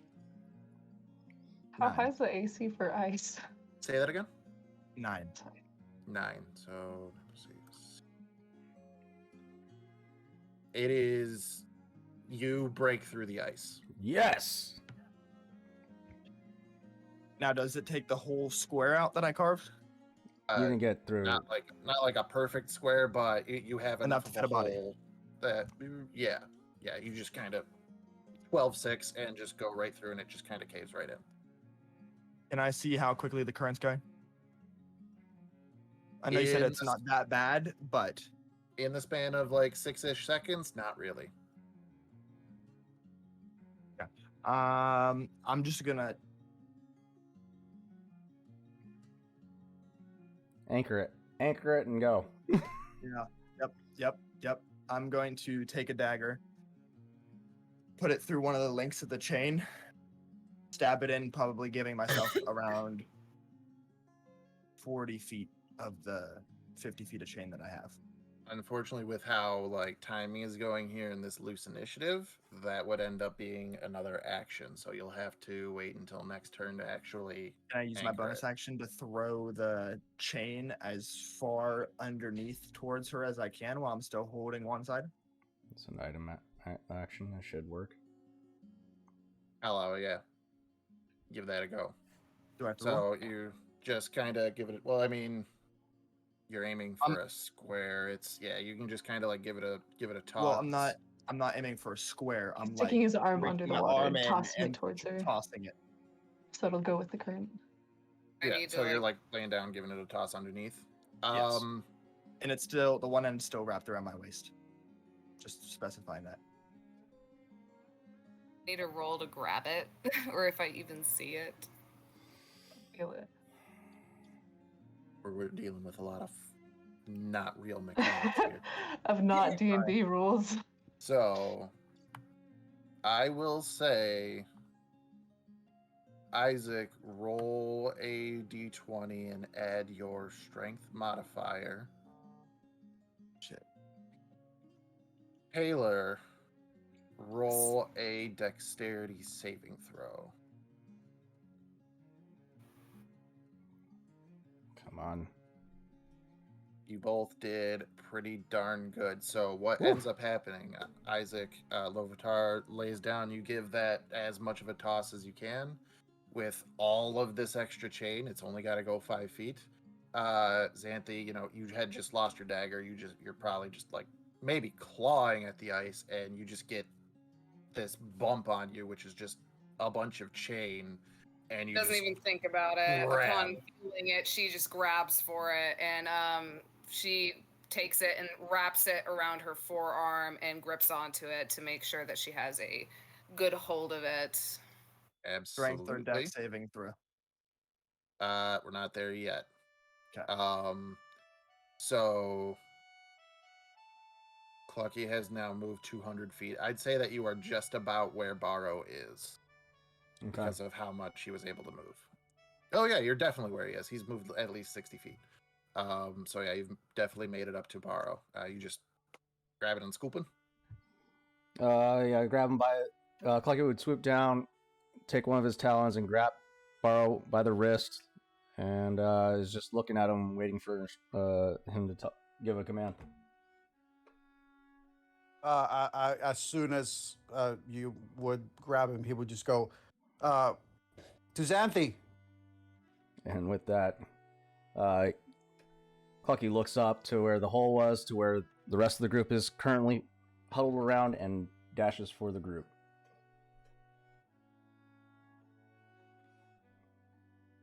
Doing some fuzzy math here. You're darn close to where the group is. We're going to go into another round. Yes, you are anchored. However, it is still cold, Xanthi. You are Ooh, that is 7 points of cold damage. We gotta get her out of there. Oh no! How close are you? Guys, I am currently down to 6 hit points. But you're still awake. Yes, Okay. that's the key here. Next turn, Isaac, what is your strength score? I am stress eating right now. It's Sorry, a plus y'all. one. I did not mean for. Don't apologize for roleplay. It's Come on. problem. I need the actual score, Isaac. 13. 13. We're gonna do some quick fuzzy math. How much does We love quick Xanthi fuzzy weigh? Xanthi, I have. Give me a minute. With all of her equipment. Okay, so Xanthi, I have her at like 140 pounds. This gonna get rough. If you look at your inventory, it'll tell you how much you're currently weighing. I know, 122 pounds. How much of that Okay. is the wine barrel? How much would losing the wine barrel help? It's kind of a good question, but we're not going to be that much of a dick today. All right. Isaac Lovitar is die. not the physically strongest boy, but definitely strong enough that you can yank Xanthi back that 5 feet and pull her up so that she can take that big gasp of air. So it's that 5 foot movement, like, you know, she's, I'd say, like, torso up. Xanthi, if you want, you can make a strength check right now, or an athletics check rather, to try to, you know, using Lovitar, climb out of the hole. Uh-oh. Can I? Oh shit. I will say with him there, a failure on this just means you're still in the hole, not that you fall back under. Okay. There's no going backwards. So I'm gonna do an acrobatics check. Athletics, you are climbing. Athletics. I kind of wish I rolled that on athletics, but okay.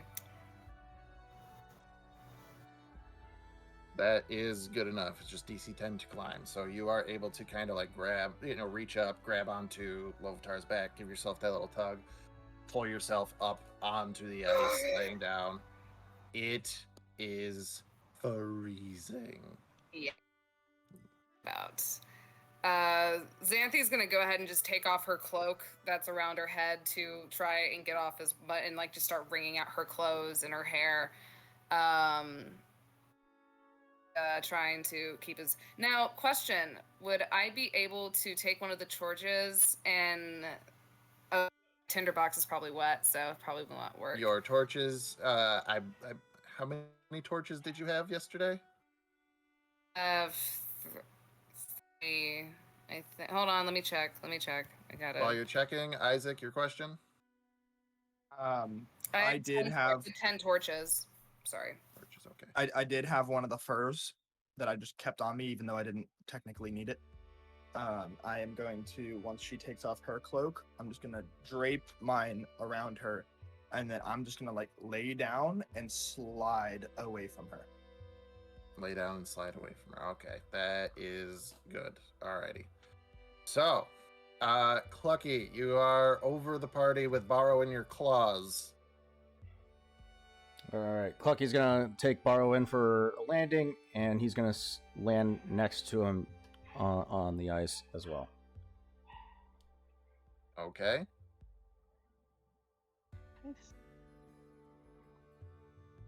Be right back. Go grab a monster. I would say Borrow just says, just take Xanthi. We'll catch up. With that, Clucky beats his wings once more, getting lift off the ice, swoops over to Xanthi, clutches her shoulders with his talons, and lifts and goes to lift her off the ground, flies back towards the shore. I don't think Taylor will object to this, so yes, you are flying with Xanthi through the air towards Petrichor. Just as a little kind of thing, Scree, Yes. you're in the middle of the ice. Yep. All by your lonesome. Scree this entire time's kind of been like Grease just been swimming sliding like on the ice, trying to make cruising any on- progress and making none. So, being a tiny creature, you do Yes. not have the weight that would cause the Yes, I ice know. to break. Oh. So you can move as fast or as slow as you like. There is a chance that you might slip, but you just stand up and keep going. You're not gonna slip and crack through an entire 5-foot square of ice. All right, cool. Then yeah, So just... it's Unless there was already a hole taking there. your time.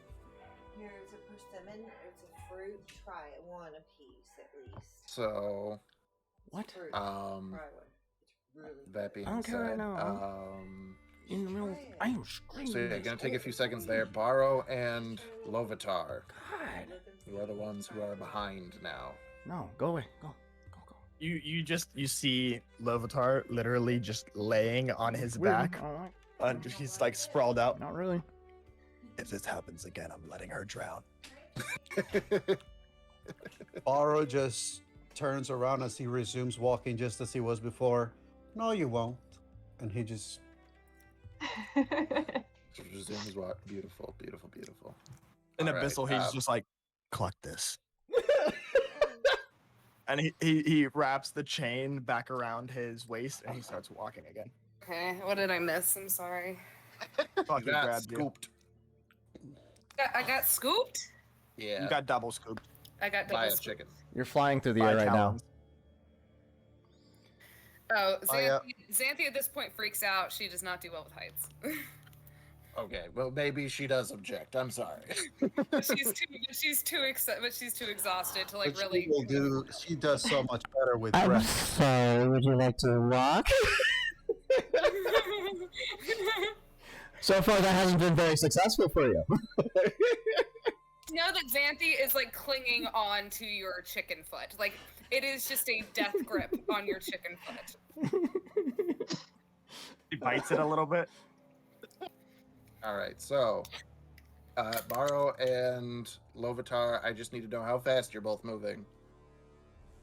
I mean, unless there's something that has changed with the ice where I'm walking, I'm keeping it just like before. Okay, 20. Fallen, so help me. Lovitar. Oh, you're making your dex check. That means that it's 19. 19. You make it. You do, same little slip, but you're still good to go. I'm just My- keeping pace with Victor. Mind you, Clucky's going to be dashing the whole time. Yes, I assumed. All right, so that's 100 feet for Clucky. Turn 200 feet. You are able to get Xanthi to Petrichor. All right. So with that, he he sets Xanthi on the ground, lands next to her, and looks at Petrichor. Then back out to the party, and back to Petrichor, just waiting. Go help. And he takes off and dashes for Baro and Lovitar and Scree. Okay. Can't make too And much wow. No. progress. Clucky can't make too much progress on this turn, but yes, you are able to make your way that way.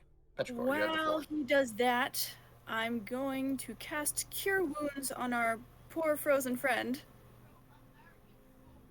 Absolutely. You regain 12 hit points, Oh, and that's I nice. wrap a blanket around your shoulders along with whatever fur you have on right now. Yeah. As Absolutely. Not very used to this, just kind of settles under the blankets, a little bit silent, and it kind of looks like she's pouting. But she's not used to like people putting blankets on her and shit like that. She's more kind of just, I'll say paranoid, but she's just like, there's something going on. Like she always thinks that people can't do nice things for her without bad things happening in return. Right. So Petrichor kind of has read this kind of attitude on her through their adventures thus far, so I don't know if you're like crisscross applesauce on the shoreline or whatever, but they just kind of sit down next to wherever you are and just kind of there for comfort. Don't talk, don't really do much else, just kind of there. Xanthi just kind of looks over at the robot. She just reaches her hand out, pats it on the head, and then she just kind of wraps herself back in under the blanket and cloak. Petrichor, make a medicine check for me. Ooh.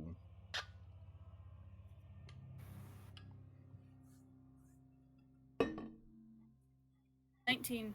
Damn.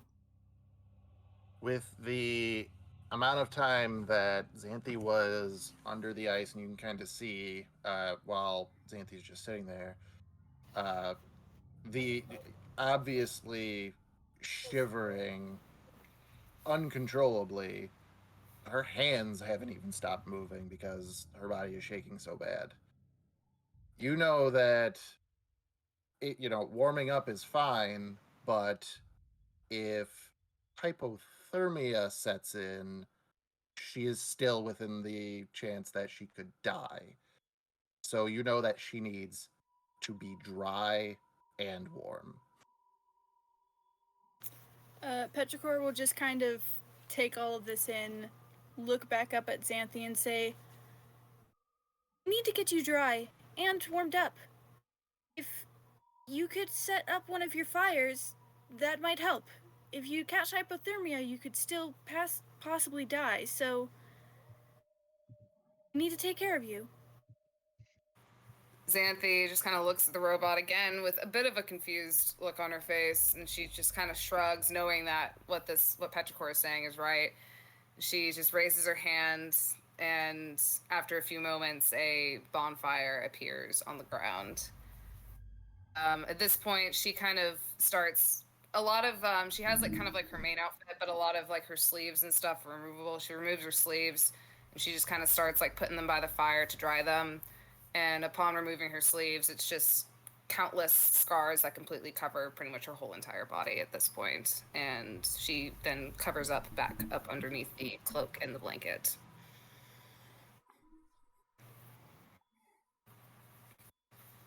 Is So, Scree on the island yet? What's Scree speed? 20 feet? 30. 30. I mean, okay, I did yeet him pretty hard. Yeah. We'll say that you're coming up on shore right now. Alright. Once Scree does eventually get to them, Scree will probably climb up and just kind of hug her ear. Ears get cold. Can have a lot of heat. Just one of them because he's only so big. Xanthi just kind of reaches up and that's the rat. Oh yeah. Okay, so Clucky is about halfway across the ice now towards Should be meeting up with Lovitar. Yeah, you're kind of just out of range even with your dash with how far they've moved. Actually, no, yeah, we'll do this at the end of the turn to kind of see. Lovitar, are you doing 20 feet again? All right, so you guys move 20 feet again. It's not all of it. So, Lovitar, just need a dexterity saving throw out of you. I swear, when I actually get into combat, I'm gonna roll shit. So It's just gonna be nat ones. no slip. Borrow, you make your 20 without issue. Can I yell to Clucky? Yeah, Clucky, you are now arriving to, there's probably about a 15-20 foot gap between Borrow and Lovitar. Between the two of you, how heavy are you combined? I'm too heavy. I have 50 pounds of chain on me. Too heavy is not a... Yeah. You do remember. I'm enhanced. It's still doubled. I'm an enhanced bird. He literally carried a 358-pound construct without even having to worry about it because of the enhancement. So, to the two of you combined, how much do you weigh? What's your guys' combined weight? Like would my say- weight carried and my weight? Yes. your whole total. 300. 300. Okay. Borrow. Yeah, borrow is less than 200. All right. It's Easy about peasy. 100 and yeah. So easy What was peasy. that number that I gave you? 700. 540. 540 was the number. I still have my calculator Okay. open. We're less than that. It'll be So, strained, but how I could much- do it.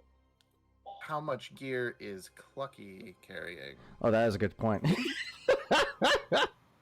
Clucky is currently carrying 110 pounds.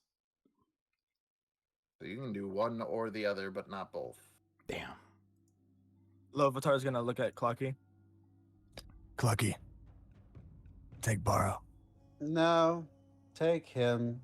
He keeps trying to show himself off to keep up with me. I have no hurry. I'll get there when I get there.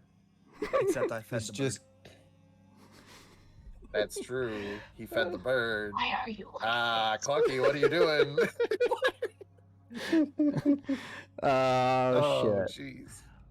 Oh no. Unfortunately, sorry, Borrow. Clucky, upon receiving his orders, he swoops down, grabs Borrow by the shoulders, and takes off. Oh my god. Okay. Okay. You Like resist? watching a rebellious teenager. No, I mean, I'm not going to resist. I'm just, I'm the one who didn't have to be rolling dexterity saves on the journey, so I do. I'm the one that to be hasn't fair- failed my dexterity To saves. be fair, Use he whatever luck doesn't. you have. He doesn't have to roll dexterity saves either. He is choosing to move. I know, which Acting is like a rebellious teenager. yeah. I mean, I'm not. Barrow is too smart to try to struggle against Clucky on thin ice. Like, he's not gonna do that. Very good point. So you hoist Barrow up and you turn and you start flying away. Slow down, he says as he's being. Fine. I'm just gonna take 15 feet until I reach the shore. If that is the case, then all right. As you're walking, there are like a few. I'll give Victor that victory. There are a few times where you take steps and you like hear little cracks, but nothing else happens. You all make it to the other side. The entire session was just us getting across the lake. We still have time. Barrow would have been at the edge of the ice waiting for Lovathar as when he arrives, he just goes, "What took you so long?" Some old geezer told me to slow down. I believe some idiot decided to have the bird take the person who was more skillful walking on the ice. And I'm pretty sure some moron fell through the ice. Oh! Yes, Shots fired. Glances up over underneath the blanket and the fur. Before you grabs the say whiskey barrel something, and takes- Xanthi, I have to know what takes precedent for you: staying warm or spite. She is not going to move. She is going to stay by the fire. Because Absolutely. personally, she doesn't really want to move. She wants to stay warm. She just cuts a look at Lovatar, picks up the barrel. She just takes a swig, just puts it back down, and she says nothing. She is not going to try and argue with something that she knows that she is going to lose. Isaac. Lovatar is just gonna start walking over, and he has like these latches on the side of his armor, and he just starts undoing them, and like the front and the back kind of fall off, but he grabs them and he just slides off his shirt, and he drops them in front of Xanthi, and goes and sits down on the other side. How kind. Barrow finds his way also to where Xanthi is. He finds her shoulder, gives her a couple of reassuring taps, takes his straw hat and puts it on her to keep her head warm, and then he Xanthi's just moves around and just sits by the fire. Xanthi's just gonna be in like a blanket fort at the end of this, and it's gonna be adorable. It's gonna be just like you're gonna see Xanthi's It's gonna be a very adorable sight with all the blankets and furs and stuff, but then just the face sticking out is just full of spite. Yeah, it's just like the face is just like. At this time, you notice Clucky start to position himself behind Xanthi, and he starts to roost over her, ruffling his feathers, puffing up his feathers to help trap more heat as he rests up on top of her. Xanthi's gonna hatch. More heat for you! You God, get this heat. is not used and to more this heat. wholesome shit. Oh my god. So, upon all this happening, Xanthi looks at the shirt. How big is this pelt, by the way? came off of a large size wolf, which is at least twice as big as you are. It's definitely twice as big as so Clucky, so it's a big boy. Anthe kind of is seen leaving the hat on top of like the blanket, the pile of blankets. She reaches out one of her hands and it grabs the shirt, pulling it into the blankets, and she disappears under the blankets, and you just kind of see like shuffling. And she then hops out. So is the shirt sleeveless? Yes. Okay. So Xanthe kind of hops out in this very loose-fitted shirt, and with her arms are currently just covered in very old gashes and different wounds of kinds, slash marks, burn marks. There's also large craters up in her upper shoulders that can be seen. And she immediately grabs her sleeves that have been drying by the fire. Are they dry at this point? It was one of the first things she did when she first arrived. And she just pulls them up on her arms and ties them into place. And she kind of nuzzles herself back underneath the blankets, and she's trying to kind of keep her face hidden under the hat, and you just kind of see tears welling up in her eyes, not really understanding what is going on, but like she feels happy, but she's never really kind of felt this kind of kinship with anyone before, and so she's just kind of sitting there processing her emotions, and she just doesn't really say anything except give like a slight nod and thanks. If we're doing battle wounds now, you see Lovitar when he sits down, he just has stitches all over his body. Part of his stomach is a different color, but it's all stitched together. He has this massive burn scar down the front of his chest, and it's stitched around it, up into his shoulder, up in his neck. You can just see on both arms, it's stitched down into like his ribs and stuff, and it's just everywhere. Battle scars from weapons that were sewed closed, stitches stitching the skin together from different pigments, and then that massive burn scar. He can obviously seem to be kind of uncomfortable when glancing at Lovitar's wounds and that sort of thing. While Xanthe left a little hovel of clothing and fur lines, you can see Clucky start to become kind of upset that she's leaving the shelter. He's helping keep warm. He didn't leave. No, I stayed underneath the blankets and changed under the blankets. Right, but upon seeing really like arms and stuff coming out of the shelter, it angers him, and he starts to peck at the hand, telling her to stay, just like stay in, stop moving. Stay. Y'all, this is making my heart just hurt. I will add on to this and add even more wholesomeness. If Petrichor sees even a single tear roll down your cheek, they are already wiping it away. Oh my god! That scree's still on your arm, like, oh, it's okay. That's it. Everybody in the cuddle pile. Puddle. No. I would be. Two of these creatures don't produce heat, but it's fine.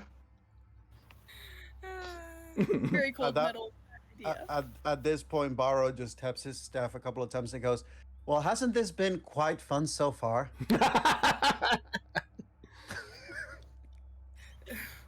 Beautiful. All right. It will take That's with definitely an icebreaker. Sorry, that was really bad. well, you just had to make the joke. You cracked under the pressure. Yes, it's a bit of a slippery slope, but I got there eventually. Some could say that you went with the flow. Oh my heck. You guys. I'm upset. Stuck between a rock and That's just a the clock tip place. of the iceberg, my friend. Just the tip of the iceberg. Alright, I'm taking disadvantage on whatever my next roll is. All right. Before this stream freezes. Don't worry, McKenna. You just gotta chill. Scree just dies. All right. Enough of these puns. So, with the combined effort of Create Bonfire, the absolute pile of, clothing, blankets, furs, and feathers, and also just the warmth of wholesomeness, yes, it will take some time, but not as long as it would for Xanthi to get warm and dry. However, while that is happening, I am going to recommend, as I need one, a just overall bio break for anybody who may need one, and we'll be back in a few moments. Oh yeah. ERB. Now commercials. Yo, And that now, whole a word from entire our sponsor. situation Today's was news. horrible. The weather of the lake is frozen. Please watch Clutchy's a your step. very, very paternal type of individual.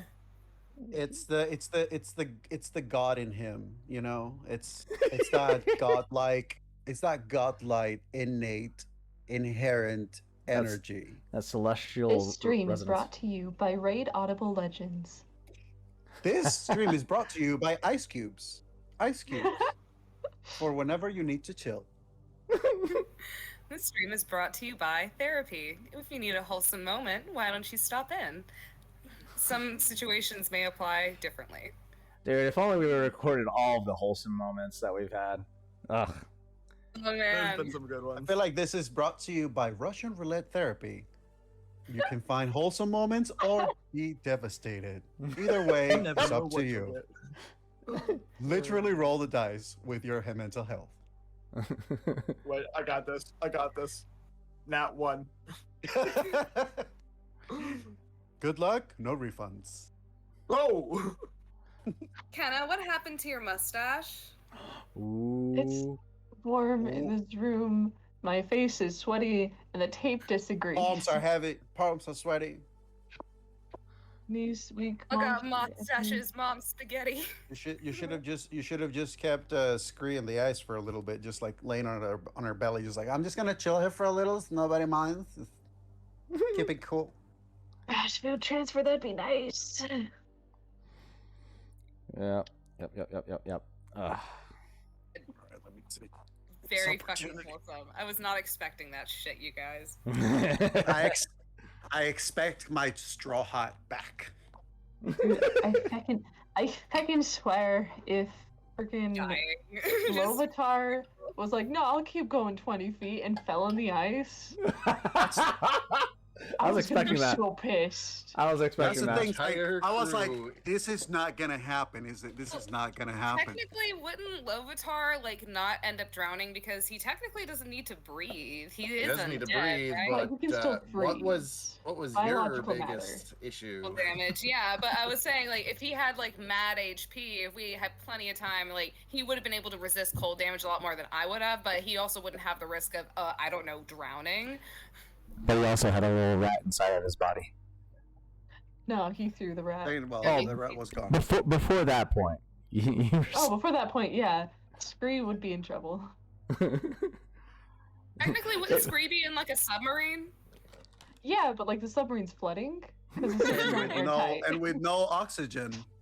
Yeah, There's no oxygen in Lovatar's Lovatar. not watertight. Give a fuck, give a I mean fuck. Lovatar's like empty. we would have been down two spaces players. inside his body. Or we would have been down Lovatar three just, players. like, takes Scree out and just like yeets Scree out of the water, like in the She opening. probably would.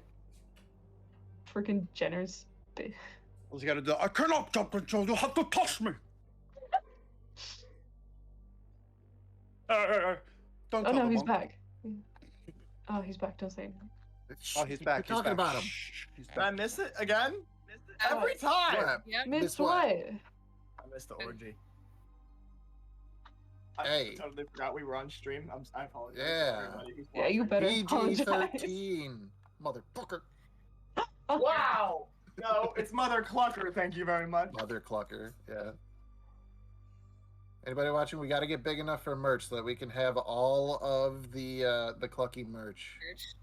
All the Cluck jokes. What the You Mother Cluck! I don't give a cluck. You're about to catch these clucks. You're gonna get cluck plucked. I've run out of clucks to give.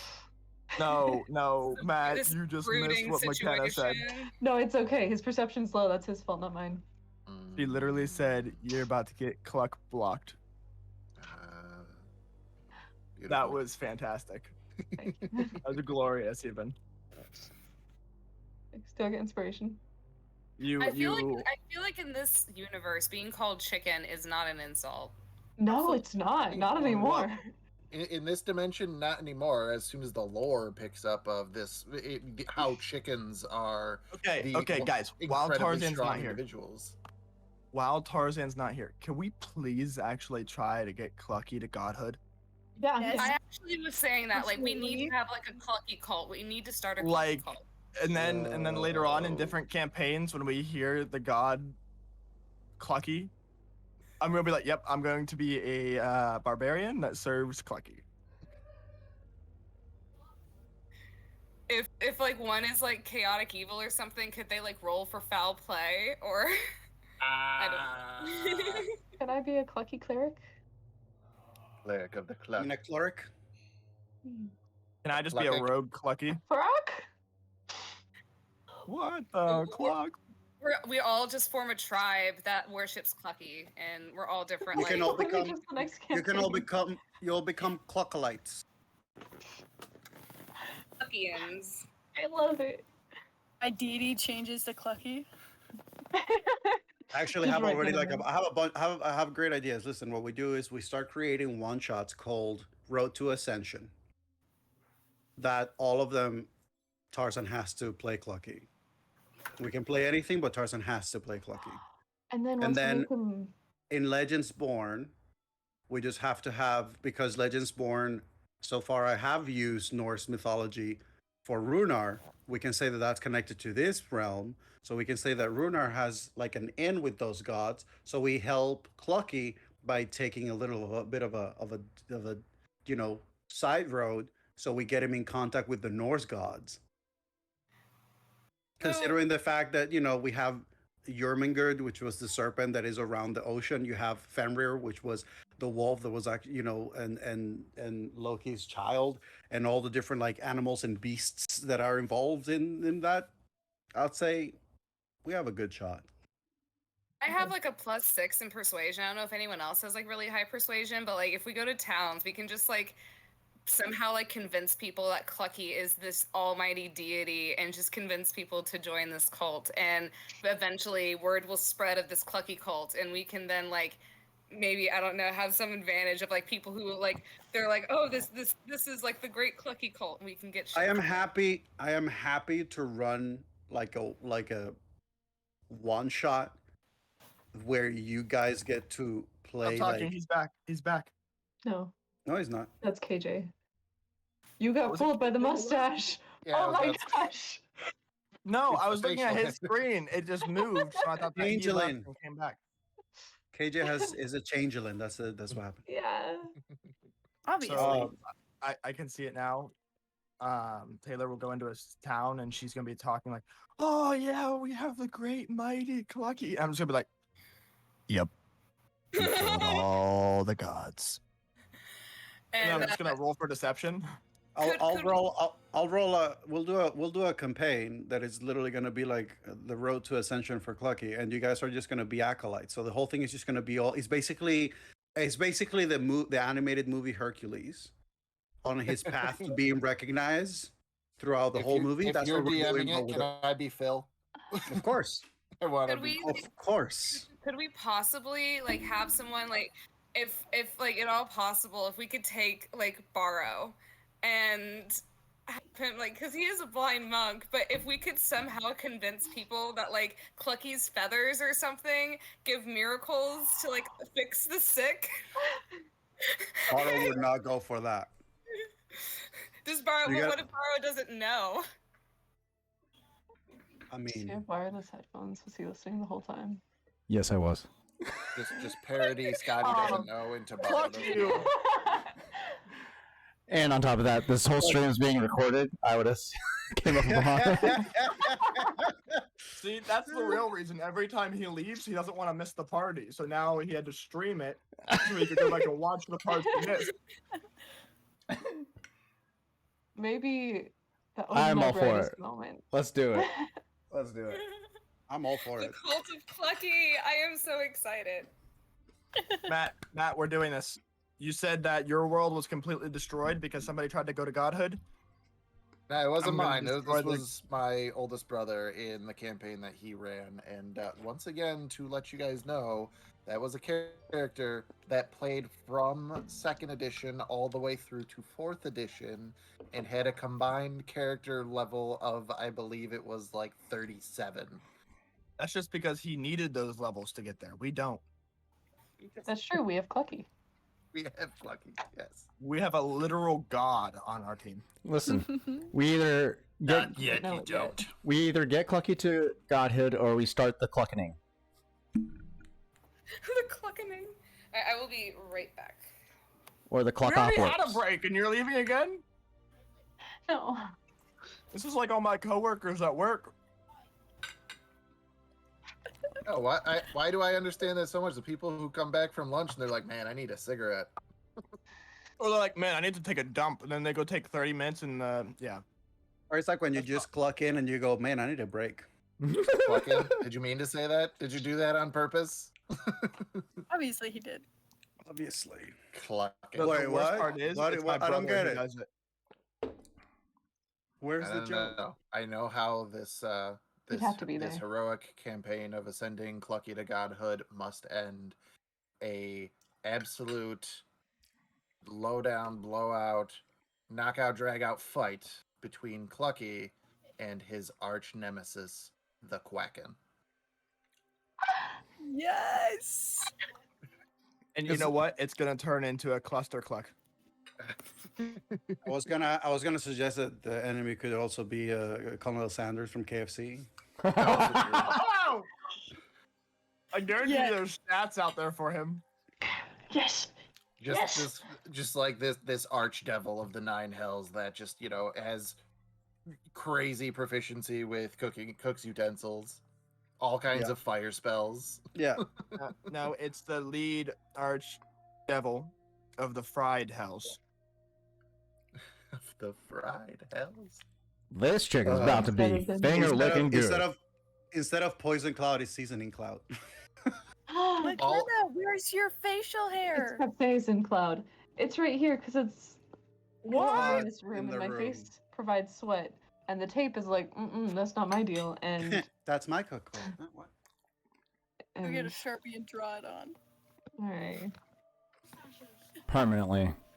I don't want to. I have no idea. I just went along with it. Acceptable. This is 2010, and I'm quirky. Wait, I got this. Yes. It's just going around your headset. Wait, no, I don't got this. Never mind. So you want to become yourself a god? Well, let's see. Clucky. I think I'm going to turn you into a bucket of finger-licking good chicken. What's that sound? It's like, don't you want to become a cult leader? Since the death of God, there's been a vacancy open. You can fill that void. I love that.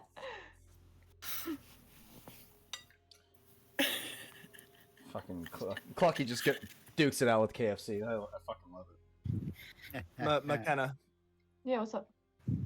you'll notice whenever Lovitar threw you across the ice, before he went back, he kind of paused and he gave that same expression that he always does when you know what happens. Uh-oh. Secrets. No, and Scree couldn't even be there. What the heck? You're just sliding across the ice as you see his face. Rude. You have a freaking handlebar mustache right now, and I love it. I totally noticed that expression. Wow. It's so Man, good. too. Chef's kiss. You come That's into my house. that's a feel like handlebar that's the commitment right there. person You These love my glasses. daughter's ways. Oh no. Just want to take some pictures. All right, we're ready to go. Yeah, Yeah, I buddy. think we're ready. Absolutely. So it's been some time. Xanthi is nice and warm, nice and dry,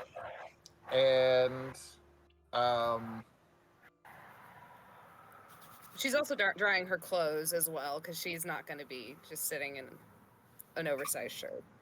Right. Well, yeah, I'm just saying, like, within like a little the bit sake of better than an time. hour, probably. You're dry and warm enough that you do believe that you can probably give people back their respective articles of clothing and furs and equipment. She does so, and she just, thank you. We're both talking at the same time. KJ, what'd you say? Does this count as a short rest? Yes. At least an hour would be a short rest. So you guys can roll hit dice if you want to, or need to regain things. Xanthi, particularly. But yeah, if you get anything back from short rest.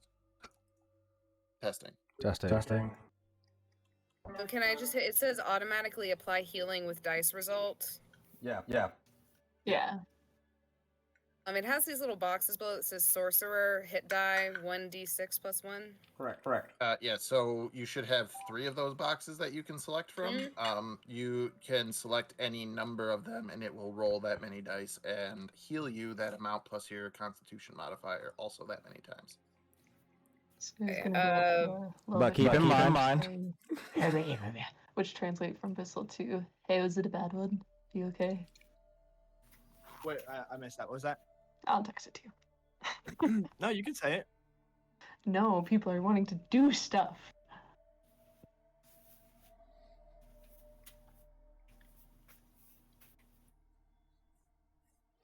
Does anybody else in the party know Abyssal?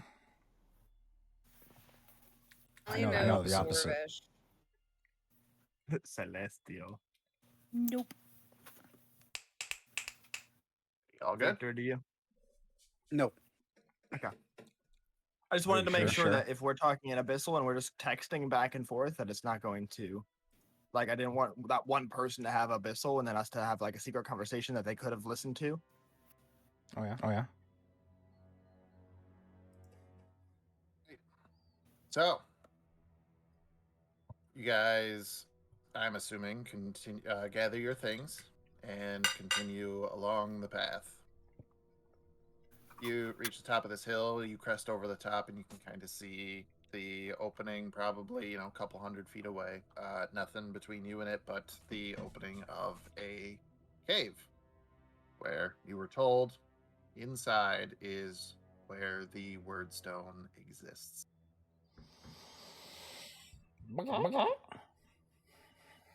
Far are we from this entrance? Couple 100 feet. It's just, like, just a nice little hop, skip, and a jump away. Okay. I mean, Barra will continue walking in whatever direction we've been guided so far.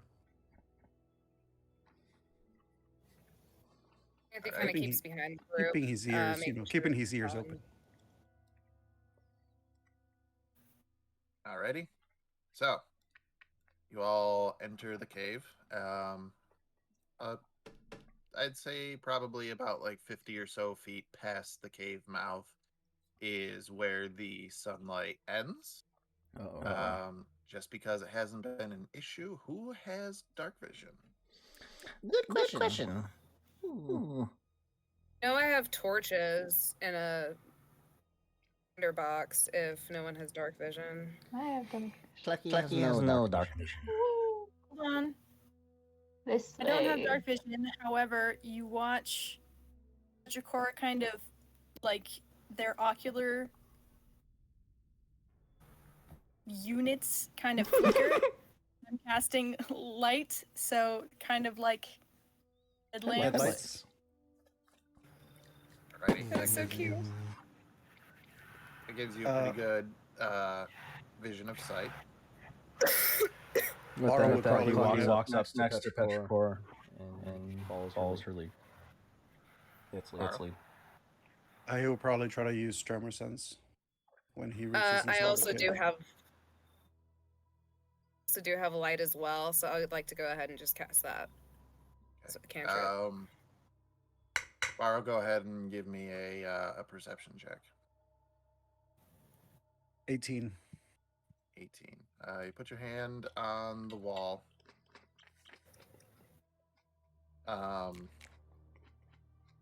and you kind of just like are trying to pay attention. Takes a second for you to focus from what you're hearing to, what you're feeling. There's no real like tremors or vibrations that you would pick up on, other than probably at this point the faintest of hums, just constant, steady hum. Interesting. Borrow will just speak, and there is a soft hum somewhere deep in this cave. Can't make of what it is.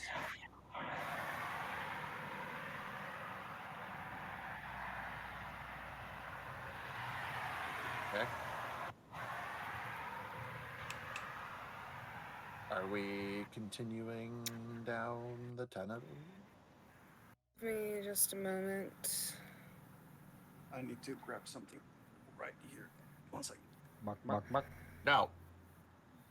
Get back here. Oh, wow. Spooky. I didn't think that I was that loud.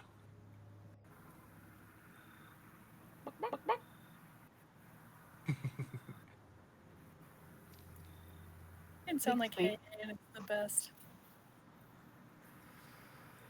Just give me another person to suplex.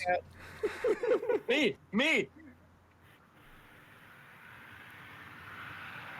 While we're waiting, can I also make a perception check? I'm sorry, Screw? While we're waiting, can I also make a perception check? Sure. Yeah. Nat 1. I think we're going the wrong way. I rolled an 18 for my perception.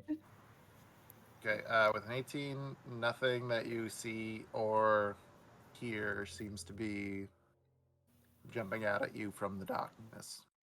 Just for the fucks of it, I'm gonna roll perception as well, because I casted light earlier. 22. 22.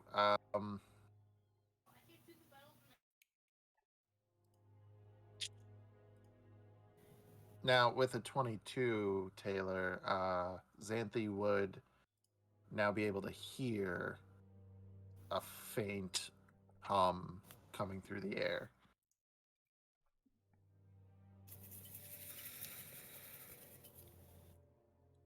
So...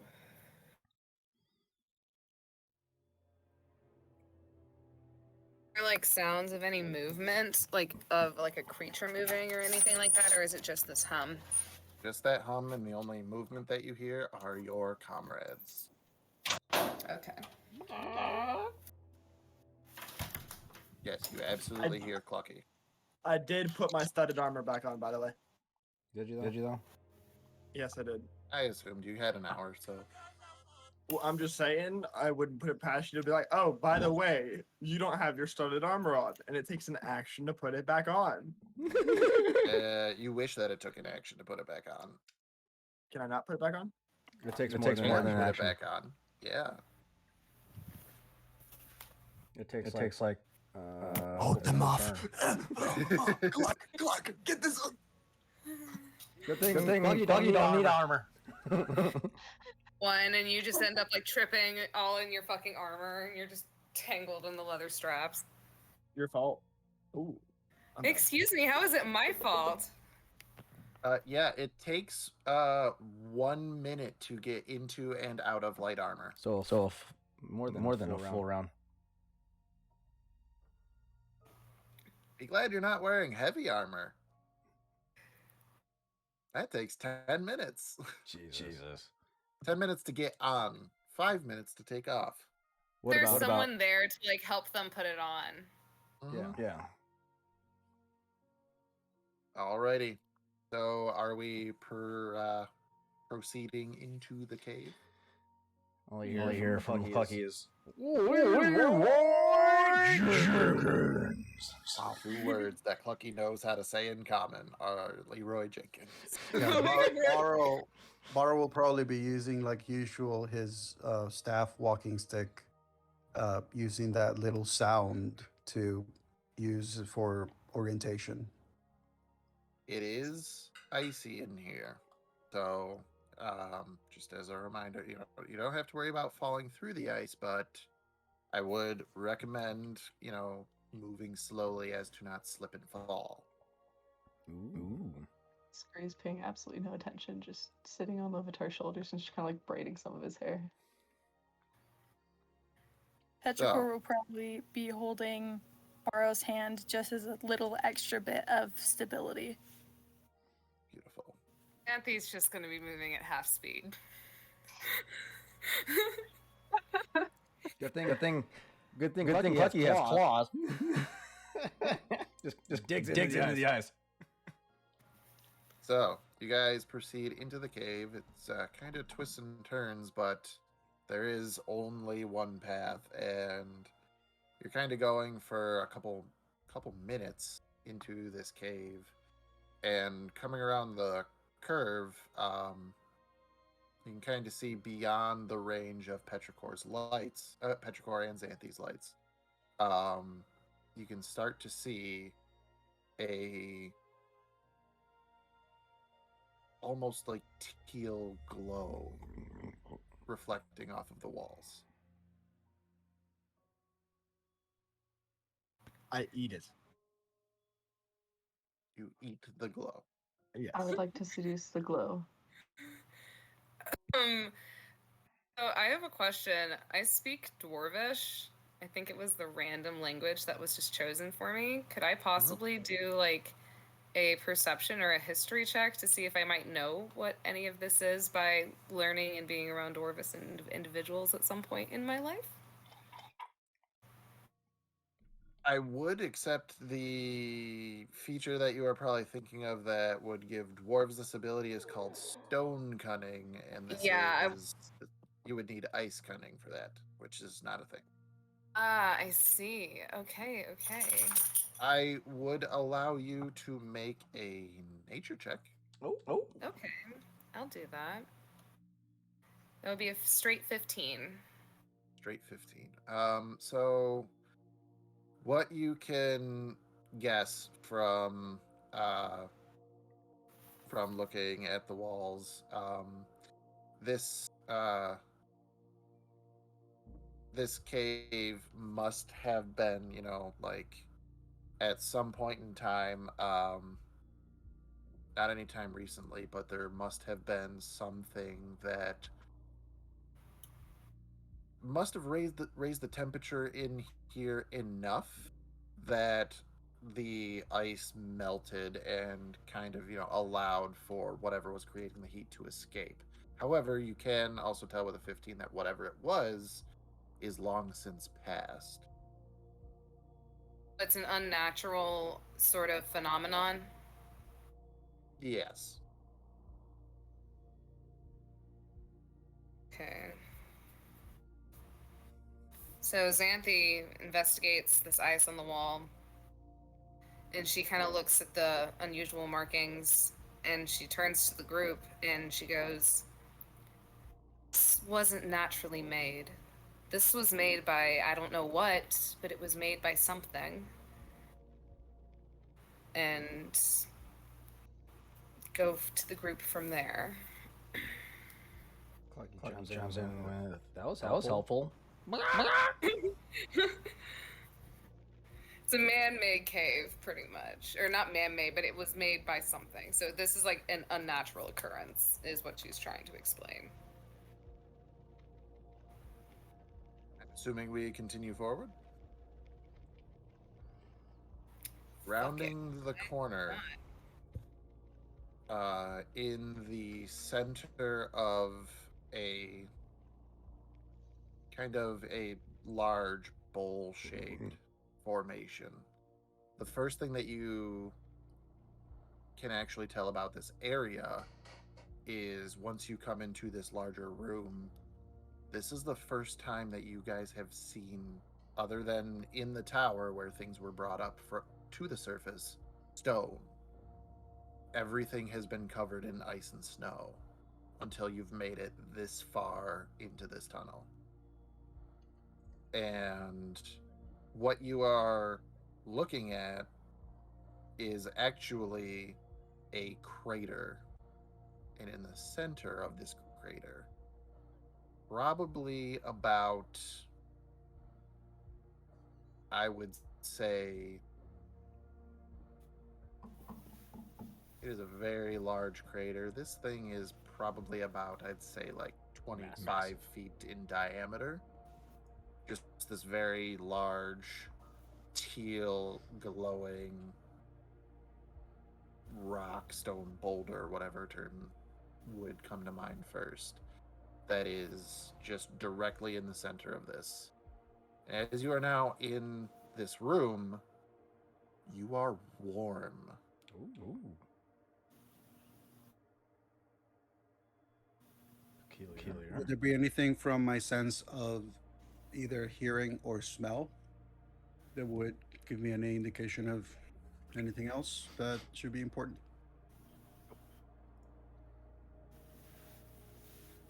Is there anything in the center of this crater, like a meteorite, or does it look like something was propelled from the sky? That particular large stone is directly in the center of this crater. And it looks just like the walls do, like the weird teal kind of. So the teal that is on the walls is light being produced from this meteorite. The walls okay. that are in there is they're just dirt, stone, grays and browns and things of that nature. Petrichor kind of sits down somewhat close, well, kind of barely inside this new room, kind of on the edge of this crater, and I'm going to start ritually casting Detect Magic. Okay. This takes some time. So while they are ritual casting a spell, is there anything anyone else would like to do in this room? Baro is just going to say, I'm going to assume that we have arrived at our destination. Lovatar's gonna walk up and touch it. Sorry, go ahead, Victor. Lovatar's touching everything. You're more destructive than I was expecting Clucky to be. How are you touching it?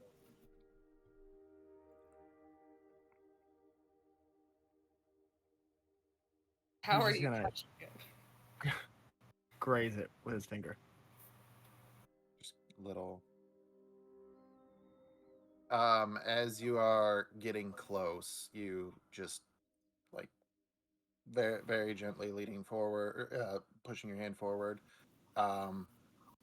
There is a visual spark, as if you just got like shocked by a doorknob or something like that. Ooh. What a shocking experience. You had to do that. Scree immediately throws up. Is Scree still inside Lovatar? No, he's on Throwing the up on shoulder. his. Oh, okay. One of his ribs Sorry. open, just bleh. The ice just kind of got to me. Motion sickness. Clucky at this time is just noticing or is actively patrolling around the entrance. Just keeping an eye out for any possible threats. Baro would be trying to make his way to the walls as he sort of like traces and just continues to just explore the whole place to see if he finds either markings or anything that might be of use. Xanthi. Oh, sorry. I was just going to say for Baro, with tracing your hand up and down the walls, since you can't see, this allows you to realize that there is a clear divide between the ice that has melted at one point in time in this chamber and the stone at the beginning of the crater. So you can kind of feel like, all right, we are at a different area. Like, we are deep enough in this mountain, I guess you could say, that we've actually reached Earth rather than being on top of something frozen. Nothing comes up along the lines of marks or, you know, symbols or anything that you think would have been intentionally placed. They're just vertical grooves in the wall, which you can actually tell by like feeling on them and feeling little tiny frozen beads that are kind of in them, almost like feeling braille. And you can actually tell that this is from the water, the ice melting, and then at some point in time refreezing. Okay. So, Xanthi would like to take a moment to kind of look around, and she's going to be looking for signs of like people being there or like anyone just being there, but also not just people, but if there's any signs of like creatures or anything that would be living there or have been living there. Just signs that anybody was in this area at all, whether it be creature or human. Give me a survival check. 11. So just like kind of taking a look around on the floors, the walls, like kind of in the area. The only traces of anything other than yourself is your companions. You know, and from your best guess, it's been that way for a week to something like that. Okay. If anybody was here before that, you're unsure. Well, there's no evidence of it. You know that other people have come here because this is a pilgrimage that some people make from Fyodor. So how are we supposed to take a chunk of this back? Have the strong boy take a chunk out of it with a sword. Hammer and a crowbar, if that like does anything to like break off chunks of this this rock. Lovatar is just gonna lean up against the wall and watch. Maybe we can ask it. I would say there is a low humming emitting from it, so maybe it's a living sentient rock? How would we... Xanthi just looks at the blind monk and goes, how would we go about asking a rock anything? At this point, I will say 10 minutes has passed, and Petrichor, you activate Detect Magic. Aside from the auras that you detected from your companions previously, quite visibly, there is an aura emanating from this meteorite. And Detect Magic allows you to, also find a school associated with whatever spell or kind of deal is cast on an item. There is no school. This is just raw arcane energy that is within this meteorite. Ooh. Fancy. Such... I know. I know how big of a piece we would need. About 6 to 8 inches and no more than like an inch or two in diameter. Kind of sit and take that in, kind of closing their eyes and almost hearing and feeling some vibrations that most everyone else isn't super in tune with, except maybe Barrow. I'm also in tune with them as well. And just kind of takes a second, takes it in, and then opens their eyes again and says, "We don't really need that big of a piece, but this will do." Barrow is going to address Petrichor. Do you think you know how to remove a piece from this safely? Not quite sure. I know magic probably wouldn't be a good idea. This doesn't have any real categorization of magic. Just kind of a conduit, if that makes any sense. Anthe turns and looks at Petrichor and asks, do you think it would be dangerous for us to try and break a piece off of this? I think as long as you don't use magic, it should be alright, but I would still be very careful.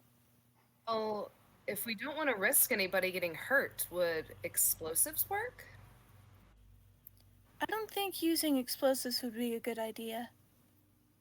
Xanthe just simply nods and waves her hand. She goes, okay. When Clucky walks up with his great sword in hand over his head, and just lets out a boastful coo.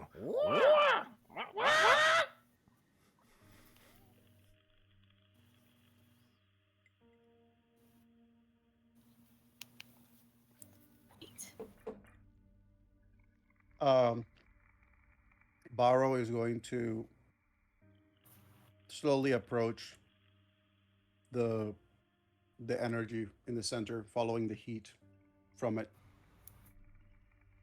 And he's just gently going to raise his hand as he's slowly trying to move it closer and closer to see if he can actually make contact with it.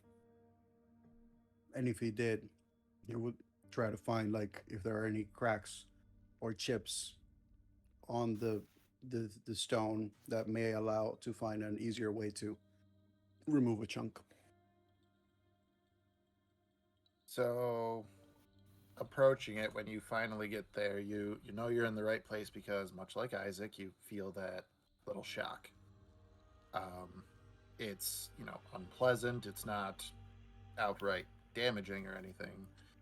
But, just with that, you push through it and continue to touch the meteorite. Yeah, I would say that if the Barrow feels the jolt, but it's not something that he feels is like super damaging, he would just like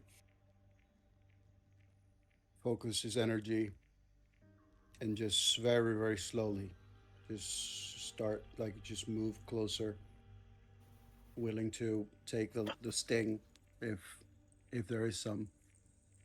You feel that sting, and you feel 2 more, and 5 more until it is just the entirety of your palm as you make contact with your whole hand.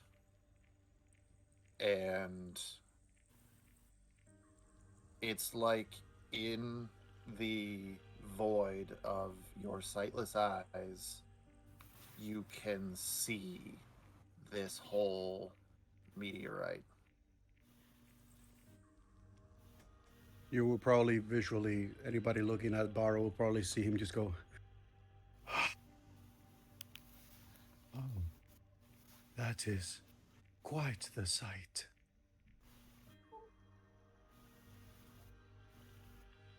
You were told that people have taken pieces of the weird stone.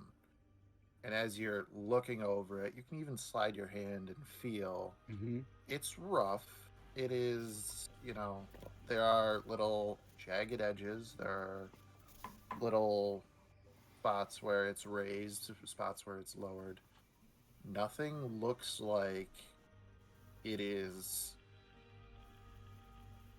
broken or carved or anything where something is forcibly taken from the weird stone.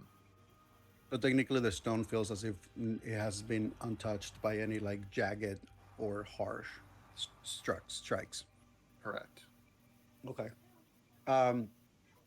Barrow is at this point holding like a bit of a smile on his face as he moves around. I see. So the question is, are you willing? If I am, I wonder, will you grant us a piece of your magic? He doesn't know if this is going to work. It's just literally just trusting his instinct at this point. everyone can see as Barrow is in contact with the meteor. It's just been like a slow, just a steady glow the entire time. And as he finishes what he said, it pulses. And again, and a little brighter. And then a little dimmer, and just keeps kind of going back and forth for a moment. And after about maybe like 10-ish seconds, Petrichor, you are seeing this with very different eyes. You're actually watching as this like raw arcane magic that you're perceiving, from the center, it's getting brighter and brighter, and then a almost tendril from the core of it appears to corkscrew its way out until it touches Barrow's palm.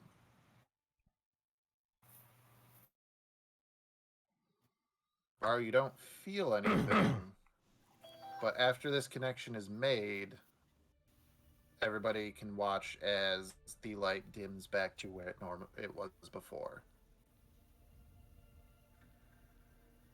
Would I have seen the in that like blind sight of seeing the stone energy? Would I have seen the pulsating in that as well? Pulsing, yes.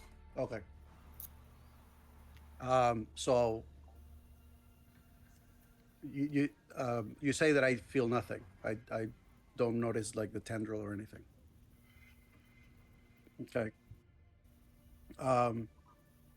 Barrow sees the pulsing stop and the stone coming back to its regular glow, and he just lowers his head. Huh. Well, I suppose it was worth the try. You find Petrichor at your side. And to those who can actually see, Petrichor looks truly confused. Like, you've seen a little bit of confusion because they're constantly in that state because there's some things they just can't either remember or just don't know, period.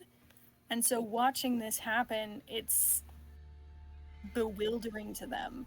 And they're just standing right next to Barrow, hand kind of hovering next to the stone, but not quite touching it.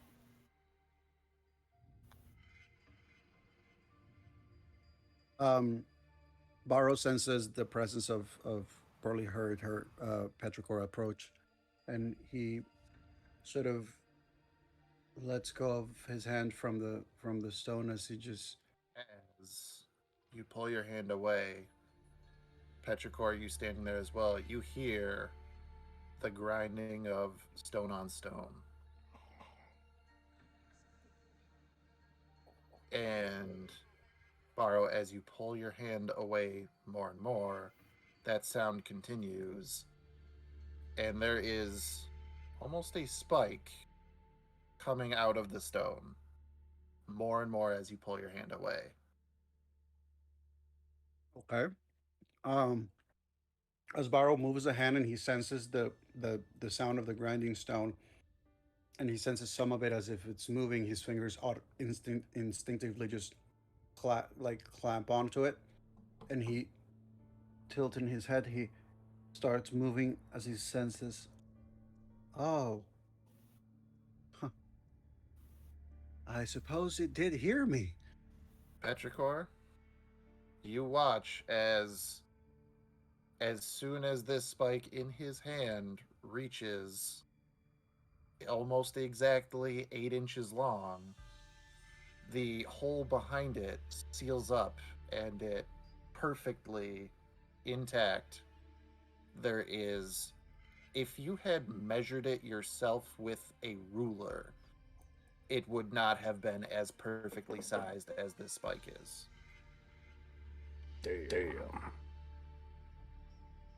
The Weird Stone heard Barrow asked for what he needed and gave him exactly what he needed. What? So cool. Spooky. Barrow,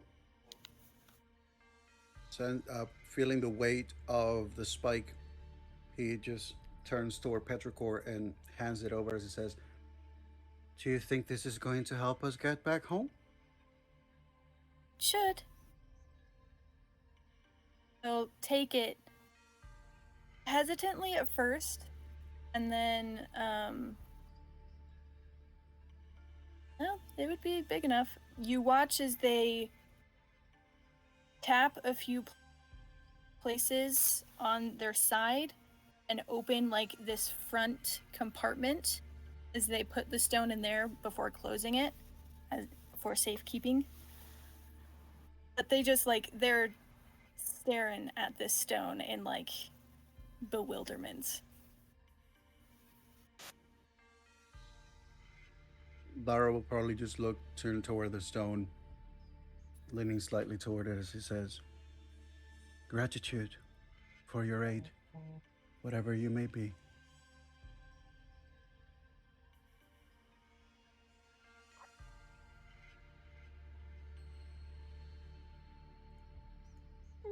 So, you have collected a stone that you are assuming is a adequate power source for the dial that you are all trying to activate once again. Yes. What will you do next? Is that all we need, or Play on a frozen lake. Oh yeah. Might I suggest if we're gonna cross the lake, we try and cross it at night this time? I mean, see what time of day it is when we get out. It is much colder because we do have beings that can cast light. We also have to combat the weather conditions. That is true. However, resting here is not a bad idea. It is warm for those of you who need to maintain warmth. This Good is point, true. yeah. Perhaps. What is the current time of day? It was a little after 1 when you guys were on the ice. Wasn't that long. So yeah, probably I'd say 2 o'clock in the afternoon. Oh shit! We got plenty of time. Yeah. We could make some distance. I would say not go across the lake again. Xanthi just kind of shivers a bit, and she's like, I've done enough swimming for the day. Did we get any information about whether or not there is a way to go around the lake, or is it and if not, is there enough lake for us to at least choose to cross it, like upstream? The opposite sides of the lake, basically, other than where the trail ends and where the trail begins again, it goes sheer up the mountain. Here's the real question. Where's the dial that we need to get back to in regards to where we're at? Do we have to cross the lake to get back to it? So basically, if you think about it this way, you heading towards this lake, you were coming through a pass between 2 mountains. Right. And going through that pass, there was the lake, and this path that you're on the other side of the lake led down into one of those mountains. Coming back out, you're going to be faced with that same path. There's, if you want, you guys could try to climb some mountains to circumvent the lake. Or we can just take the time and have Clucky move us across the lake one by one. Yeah.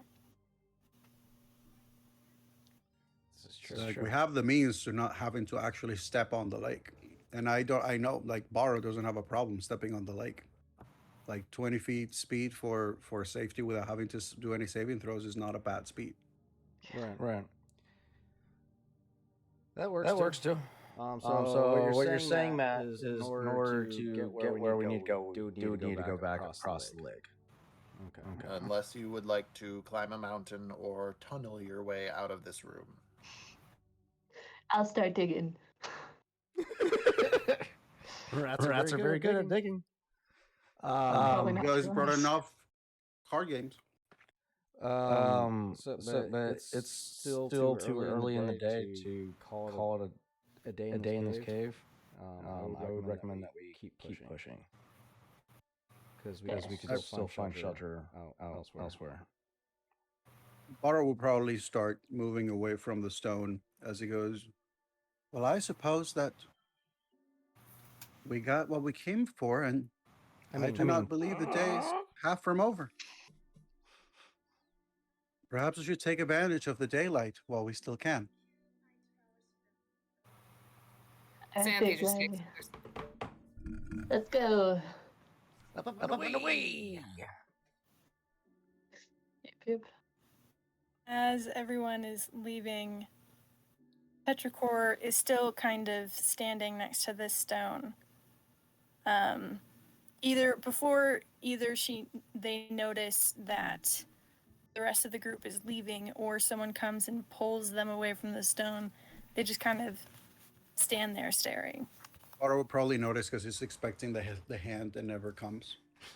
And so he just sort of like tilts away and goes back to, as he goes, Petrichor, is everything all right? I think so. Is there anything else that you would like to try with this stone? I'm not sure. It's bewildering. How so? Well, I think I saw something none of you got to, but... Well, I am certain you saw something that I certainly did not see. That's true. But I mean even those who do have their sight. I Was have it ways to something- see magic in a slightly different way than others. And when whatever just happened, it was odd. It was like it was interacting with you. What is it that you saw? Well, I'm sure all of you saw the pulsing, but at one point before you drew your hand away, a tendril connected with your hand. I don't think you felt it, though. Aura instinctively just sort of like wrings his hand in his palm.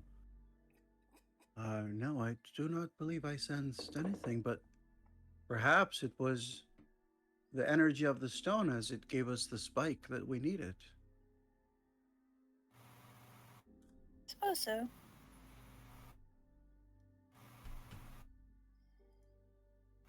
I suppose we can continue to explore the powers of this through the piece that was given to us, yes?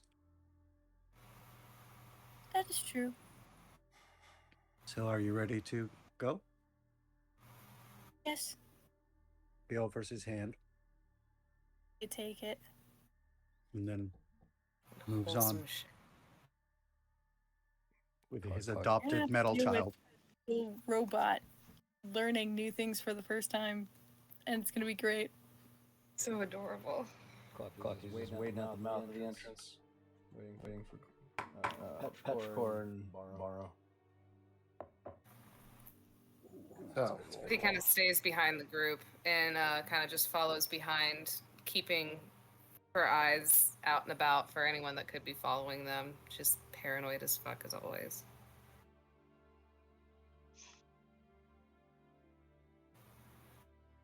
Lovatar reaches down and just sticks out his hand for Scree.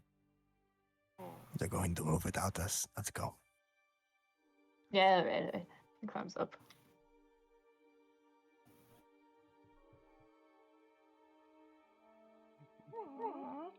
So, you are all heading your way back out the cave entrance. For the sake of argument, I will just cover logistics here. Petrichor, will you be casting Enhance Ability on Clucky once again? You get a spell slot back. For a short rest. No, I don't. Oh, you don't? I can cast it again, though. I do have one more spell slot that I can use, so yes. All right. So with that, it is just time and Clucky ferrying people back and forth. Excuse me. You can then completely circumvent the frozen lake. You would then just continue on finishing out your day of travel, resting for the night. Just because I know what I would like to do. No perception checks needed. You can take your watches, or the two sleepless sentries can take their watches. Is there anything that people would like to do on a long rest other than take one? Xanthi's gonna go on her usual. She's gonna go in a corner, chug her whiskey, and go to bed. Oh, is there any like preparations? Crafting. I'm gonna set up the tents again. Makes sense. All right. I figured like, as far as logistics that way, I just wasn't sure if people wanted to Craft prepare things something. specifically, if people wanted to talk to anybody, if people wanted to do anything specifically. So I think the only thing that Barrow would attempt would be on his meditation and prayer. He would try to focus on the visual that he saw of the stone, as if he's just trying to, just like focusing on that visual and that energy, because that's basically the first sight thing that he's seen in a long, long time. That it's not just with his other senses and abilities. So, you, oh, go ahead. I would like to do some hunting and gathering before we sit down. Get some more fresh water for the group, and say collect some berries. Something that my background would allow. Just get snowballs. So, this is a incredibly inhospitable landscape. Okay. Out and about, you have not seen any type of vegetation. And if you remember, yes, they had some berries and some vegetables back in Fyodor, but you also did not see anything akin to lumber. Farmland. And in fact, the only piece of wood that you've seen at all was the charm that Petrichor was gifted, and that was petrified wood. Mm-hmm. So, are we anywhere near the lake? Are we just right on the edge of the lake? No, you're a few hours travel away from it, probably until sunset happened. Okay, I was gonna say, like, if Clucky could, like, saw a hole in the ice, you have a spear or a javelin, you could try spear fishing, but that's out of the question. We're not near the lake, so. I will say that, Clucky, you may make a survival check, and because of your background, I will allow you to make this check at advantage. Right. I love the it. background would allow. The background would allow you to just do it, but given the harsh things, I'll allow you to try for it with advantage. Okay.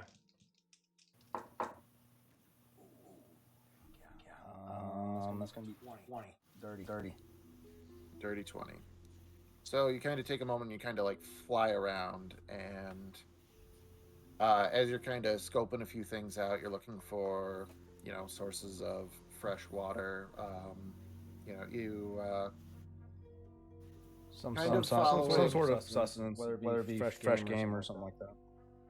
So what I will say is that as you're looking around, the first thing that you do spot is, as you're flying around with your avian eyes, being the apex predator that Clucky is, you do see something small kind of scurrying along the ice. Its fur is white, and you can see it kind of is like moving, darting around a little bit, and then it stops, and it digs a little, Then it moves around a little bit and it stops.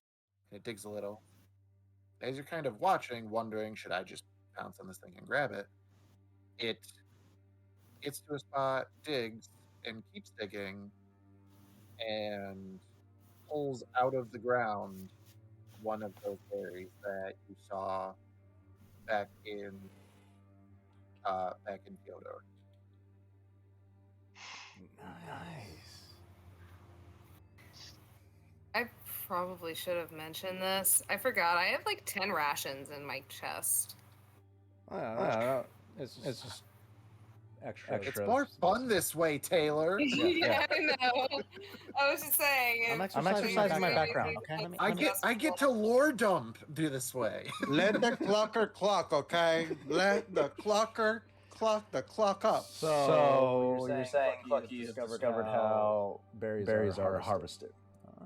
The berries grow under the frost. All right. With that, he is going to take advantage that he has the drop on this critter. He's going to. Question is, does he swoop in? Chickens fly very loudly. So no, we're gonna go with the javelin. He's gonna use his javelin. Attack.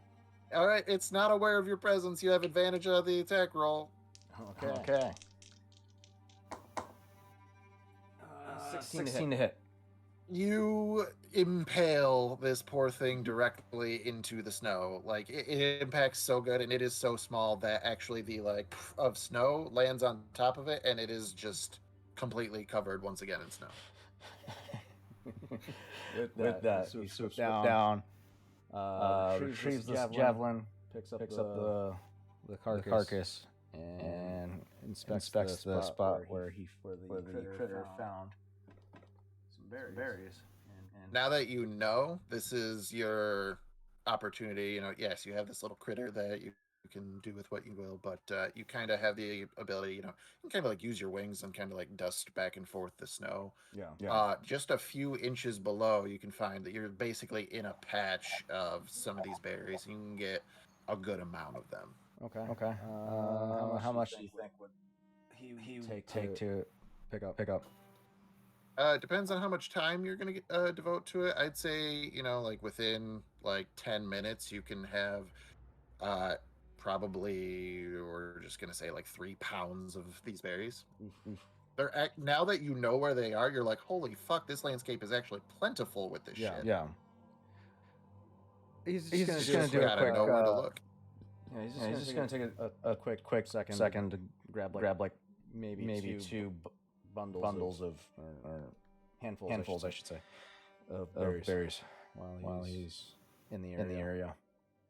Okay. 2 handfuls of berries and a ferret. Ferret. All right. Don't forget the soda and the ice cream, please. All right. Let me add that to my notes. Berries and ferret. And white ferret. Also, even though Xanthi has rations, probably all of you do, or several of you. Yeah. It's kind of cuter that the pet of the group is, you know, like a cat would, just bringing back a dead thing that it killed. Like, you know, hey, look. Unnecessarily. It's very adorable. I accept this offering. Much like cats, Clucky thinks you're all terrible hunters. So Sacrifice. I like it. So yeah. After that, he returns back to the group with the newly found ferret and two handfuls of berries. All right. So you all can eat well for the night, not just, you know, your normal rations, which, you know, they get you through. They're fantastic, but in terms of flavor, not really there. Having a not a big thing, but you all have enough that you can kind of split off a few pieces of meat here and there. The berries are delicious. They are very juicy, very tasty. It is at this point that I'm going to ask why we have a McCracken in the chat. When did you change your name? I didn't. What do you mean you didn't? Who did I this? don't know what to tell you. Joke's Roll on insight if you. you want. Let's give people nicknames in the group. Oh, If you're boy. if you're a moderator. Oh, I see. I see. Okay. Okay, I'm done So- messing with her name now. You can finish out your long rest. As per the message that just came through, you would have to take that up with Lovitar if you wanted to make a nice bougie coat out of this very small Furitide. A little scarf. What? What are you gonna do with the fur? What do you want me to do with the fur? I want to be fancy, Lo. I want people to know how powerful I am. You want a coat fit for a god. Yes, please. I would very much like that. I'll have it done in the morning. Oh, this is fantastic. His little compartment opens up and he just pulls out his needles. I would say as you're making the bougie coat for Scree, during the watch, because neither of us really have to sleep, Petrichor had taken out the fragment of the weird stone and just kind of was holding it in their hands, just staring at it the entire night. Not saying anything, just staring at it. Wait, then who's taking watch? I'm there too. What's So the rock? you're not saying anything, but as you are looking at it, what thoughts come to Petrichor in the dark of night?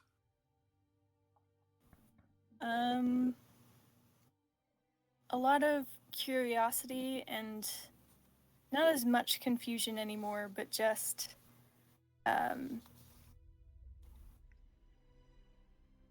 guess seeing the smaller versions of it and seeing the magic that it had then, and then what it was like when we were in the cave, just being like pure magic.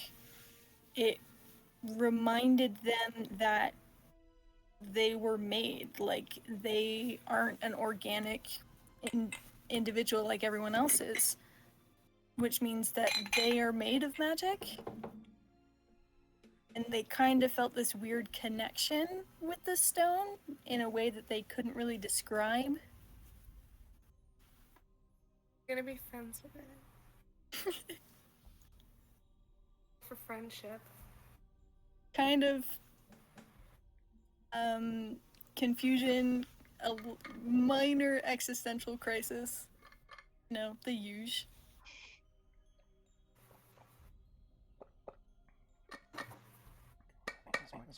Probably end up sitting and trying to remember like their early life or their creator, which you might have to roll for. Because they don't remember things very well. You absolutely can roll.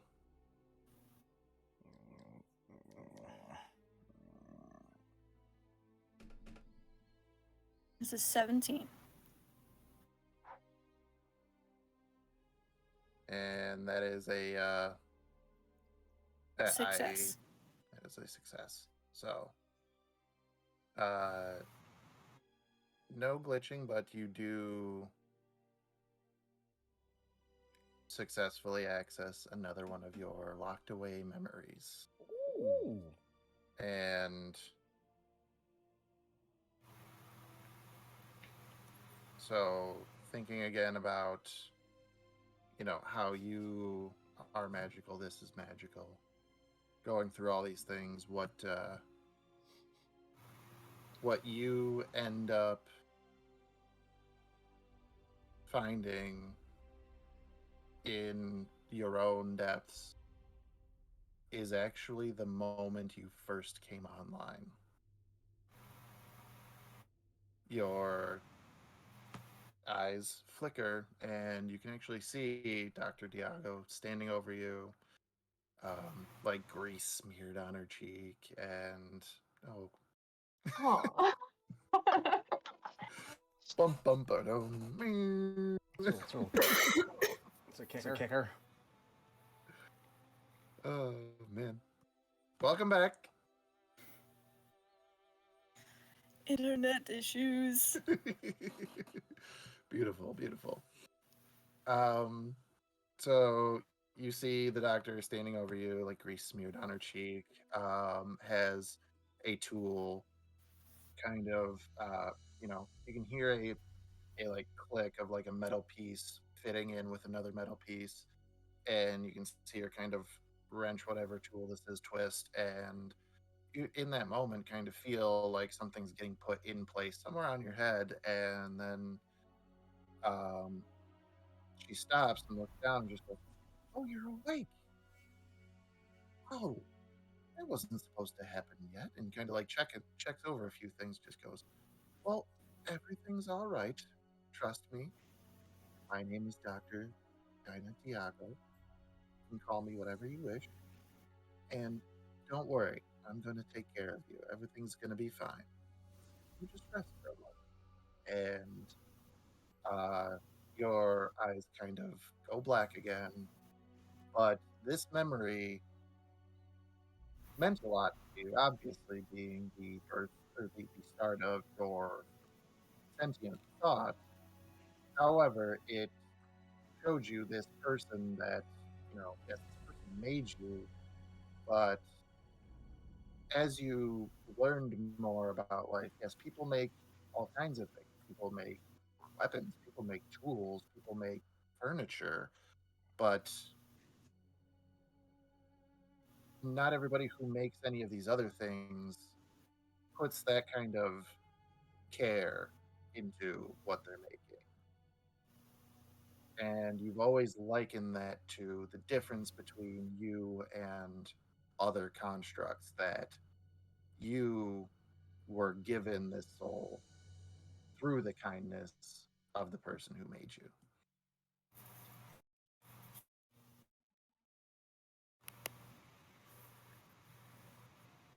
I think they just kind of ruminate on that memory, being able to kind of cherish it again. Still holding on to this crystal, but not as focused on it anymore.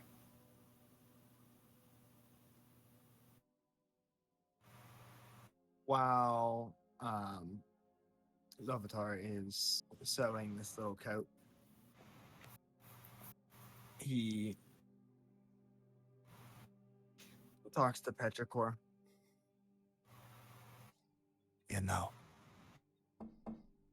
We're a lot more alike than most people think. So, We were both put together. I guess that makes sense.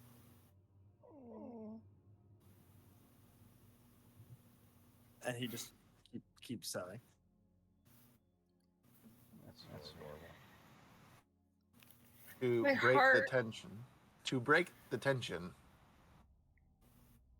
Lovitar, this is, you have no idea why, but you're just looking at the coat that you're trying to make, and it's about, you're kind of just going through the motions, sewing, cutting, putting things together, and it's about, like, you'd say like 75% done. When you kind of look down, you just go, "Oh shit, this is amazing."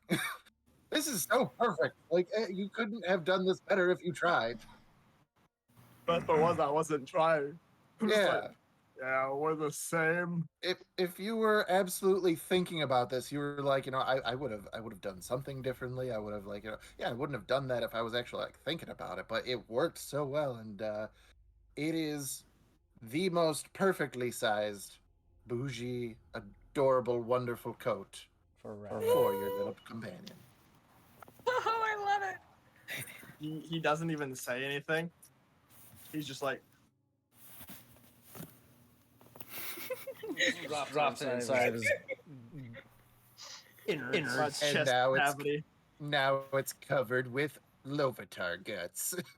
No. He keeps it nice and clean in there. Does he or does Scree? Scree? No, Scree does. That's Scree, the he I was absolutely. talking about. This It's is canon. it's This has a been thing, mentioned. it's a thing we have going on. He keeps me from rotting from the inside out, and I keep him warm. It's like a New You York hear City happy high-rise little condo in squeaks there. from inside of his body. Wait. Can we get an imitation? Happy guinea pig noises. Rolling for perception. 12. Bucky wakes up and attacks. Rips open my chest to get to this rat. Perfect start of a horror movie. So, you all awaken the next day. Some of us dressed more fancily than others. We. My collar. Oh, he absolutely moves out of the stitches in like a strut. He has that like, you know, when you get a haircut or like something, you're like, do you notice anything different?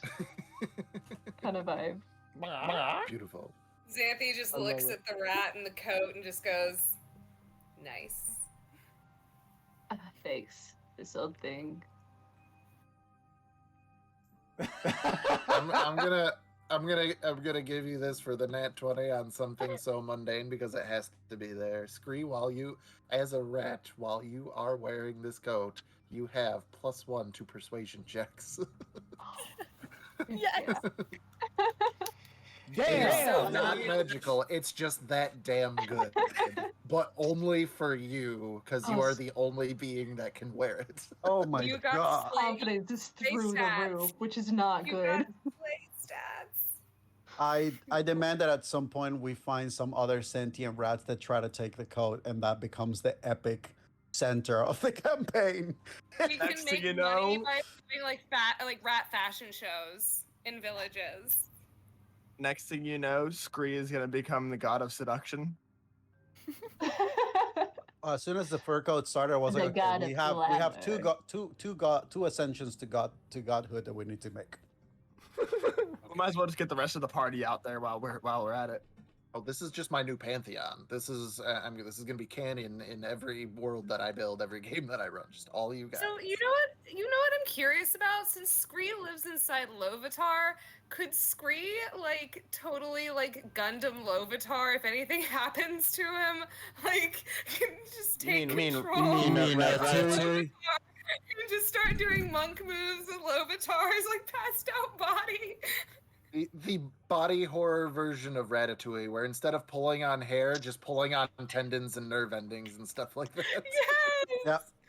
Yeah. Just yank and A whole mecha situation. We've actually already talked about this. We did. We were like, we need to surprise them and do this at some random point, and then you Master. ruined it.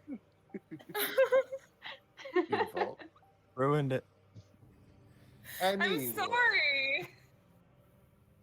everybody gets their things together, and you have a wonderful, nice, clear day ahead of you. I already rolled for like weather and stuff like that. You guys didn't even get the snowstorm that I had prepared, but that's okay. Oh dear. So, it is towards the end of the day, but you know that you're close enough that, moving into the night, you can make it to the area where the dial is. Probably around like 8-9 p.m. maybe. You can get all the way to the building, open it up, and the dial is there just as it was before. I saw that edit. I was like about to yell, "It's Lovitar," and then it changed to Lovitar. I was like, okay. So we got to the dial. We've reached it. So at like Wunderbar. 9? 9 Like at 9 night. p.m., yeah. Oh, throw the magic rock at it. Throw it.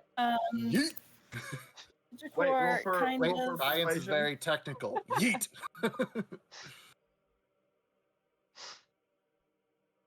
Petrichor just doesn't say anything, but instead of moving towards the pedestal where the crystal normally goes, they go over to where they remembered that memory.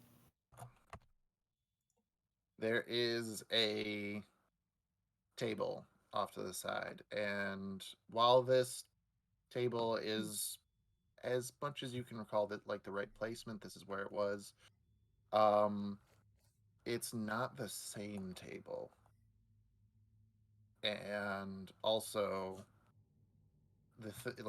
yes, it was covered at one point in time with yourself and various tools to work on you, but currently it is covered with just notes and books and scrolls and various little arcane implements, things that you recognize, but everything is just out of place. This is the doctor's laboratory, but at the same time, it's not. I think that kind of messes with their head a little bit. And they just kind of reach up and grab the edge of the table, not doing anything, but just like grabbing the table. And eventually, after like a minute or two, if nobody says anything or does anything, they slowly just kind of like turn to the group, not saying anything.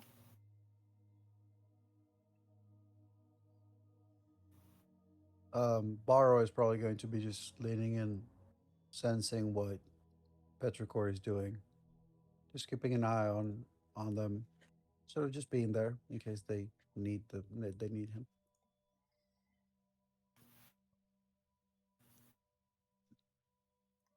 Xanthi walks over to the pedestal and just lets Petrichor thing until the party's ready.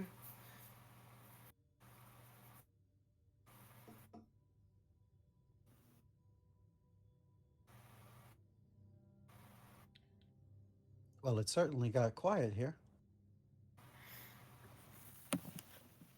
Clucky's just inspecting the lab, seeing if there's anything shiny that catches his attention. Or just still Petrichor? Are you ready? I think so.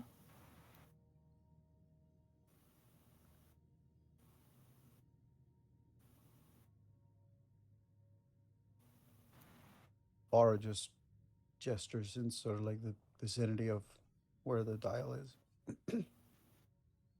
They start walking that way, but kind of wordlessly insist on holding your hand the entire time. He lets it happen, holds it with certainty and tenderness. They take out the stone from their compartment, and I don't think I have to make a roll because I already did for the pedestal. But I have Tinker's tools that, like, Petrichor, one of the things they do remember is that the doctor would always keep a set with Petrichor in case they lost theirs. So okay. I'm going to see if I can try to take the broken gem off and install this one. Okay.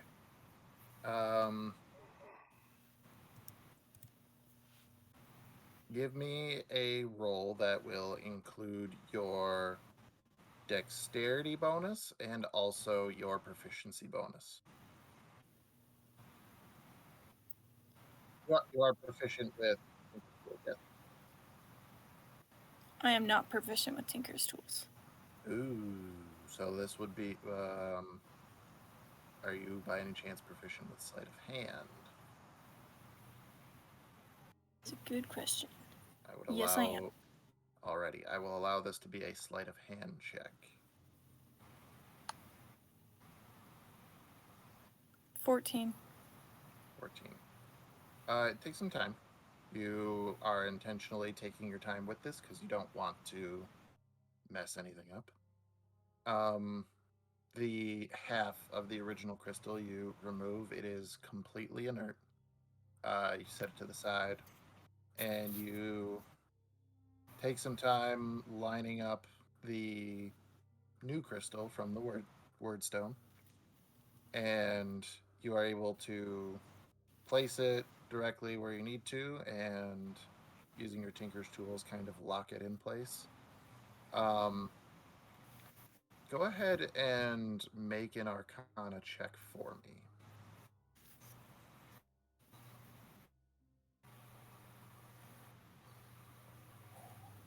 5. 5. Okay.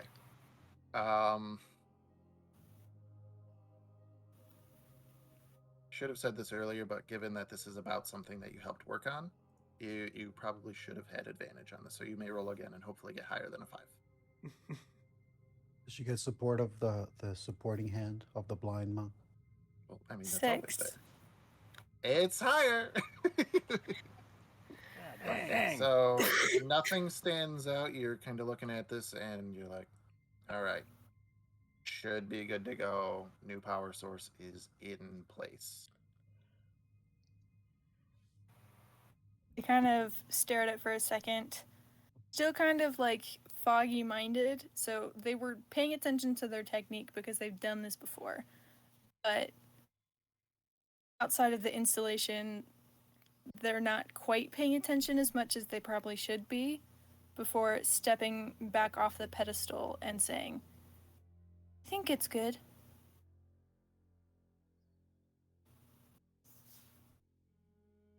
So, where do we go to now? You can only go one direction. Forward. Yes, that is true. He smiles as he just squeezes their hand gently. Lovatar is gonna see it and remember the last time something happened, he stabbed his hand with it, and he's just gonna walk up and put his hand on the spike. As He's gonna take a drink of whiskey before this all happens. As he's kind of, you saw beforehand, there was the blood on the pedestal. Petrichor, you would know that it is not necessary for the activation of the dial. Before you do so, Petrichor's just like, you know you don't need to do that. What if I just like the pain? Ew. Then punch your own face. Xanthi just offers a backhand. I was like, Victor, that was a good one. The monk said that entirely like matter of fact. There's no smart. He's literally just. It's like he just explained science. With the blind monk mentioning that, you will notice Clucky walking up behind Lovatar, and he pecks the back of his head. Like just that big boy. Turns and dead stares at you, dead eyed. Just like Scree crawls out. Wait, no, he needs to be functional. Wait, I need him to keep working. Wait, stop. So, Petrichor, you would know that activating it intentionally, which last time it was not intentionally activated, you just have to place a hand on whatever the power source is, and it's just a twist and push in, and it will activate the dial. Oh, look at that. Petrichor will walk up, still holding Barrow's hand. Are we ready? I believe I am. Lovatar has left the building.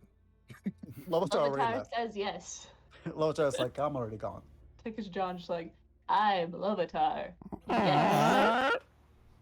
Lovatar, let's go! Muppet mannerisms. Muppet mannerisms.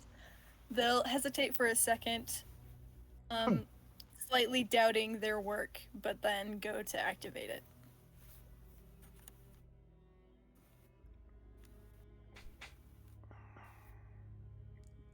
All right. I will. Hopefully he's back momentarily, but I will wait for Isaac. Isaac.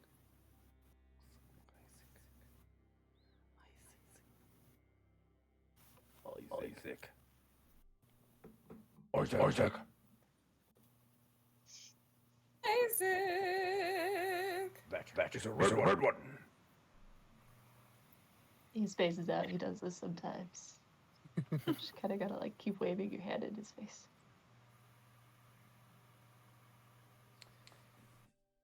On your soul. I read that wrong. On your I feet, spelled it soldier. wrong. We are leaving. Bravo 6 going, Doc. I believe that's like a Modern Warfare something quote, one of them. On your feet, soldier. We are leaving. Soap. Locatar is going to be left behind. Like, no. Someone just like grabs onto like one of his little stitches and it just like starts unraveling as we're going to the other dimension. Oh, no. Oh, glad you could join us. For the portal activating. We're all dead. It's a The big portal moment. turned into an enemy, killed us all with one blow. Not me. This is your fault. Everybody can watch as Petrichor activates the dial, and you see the weird stone light up with that teal glow.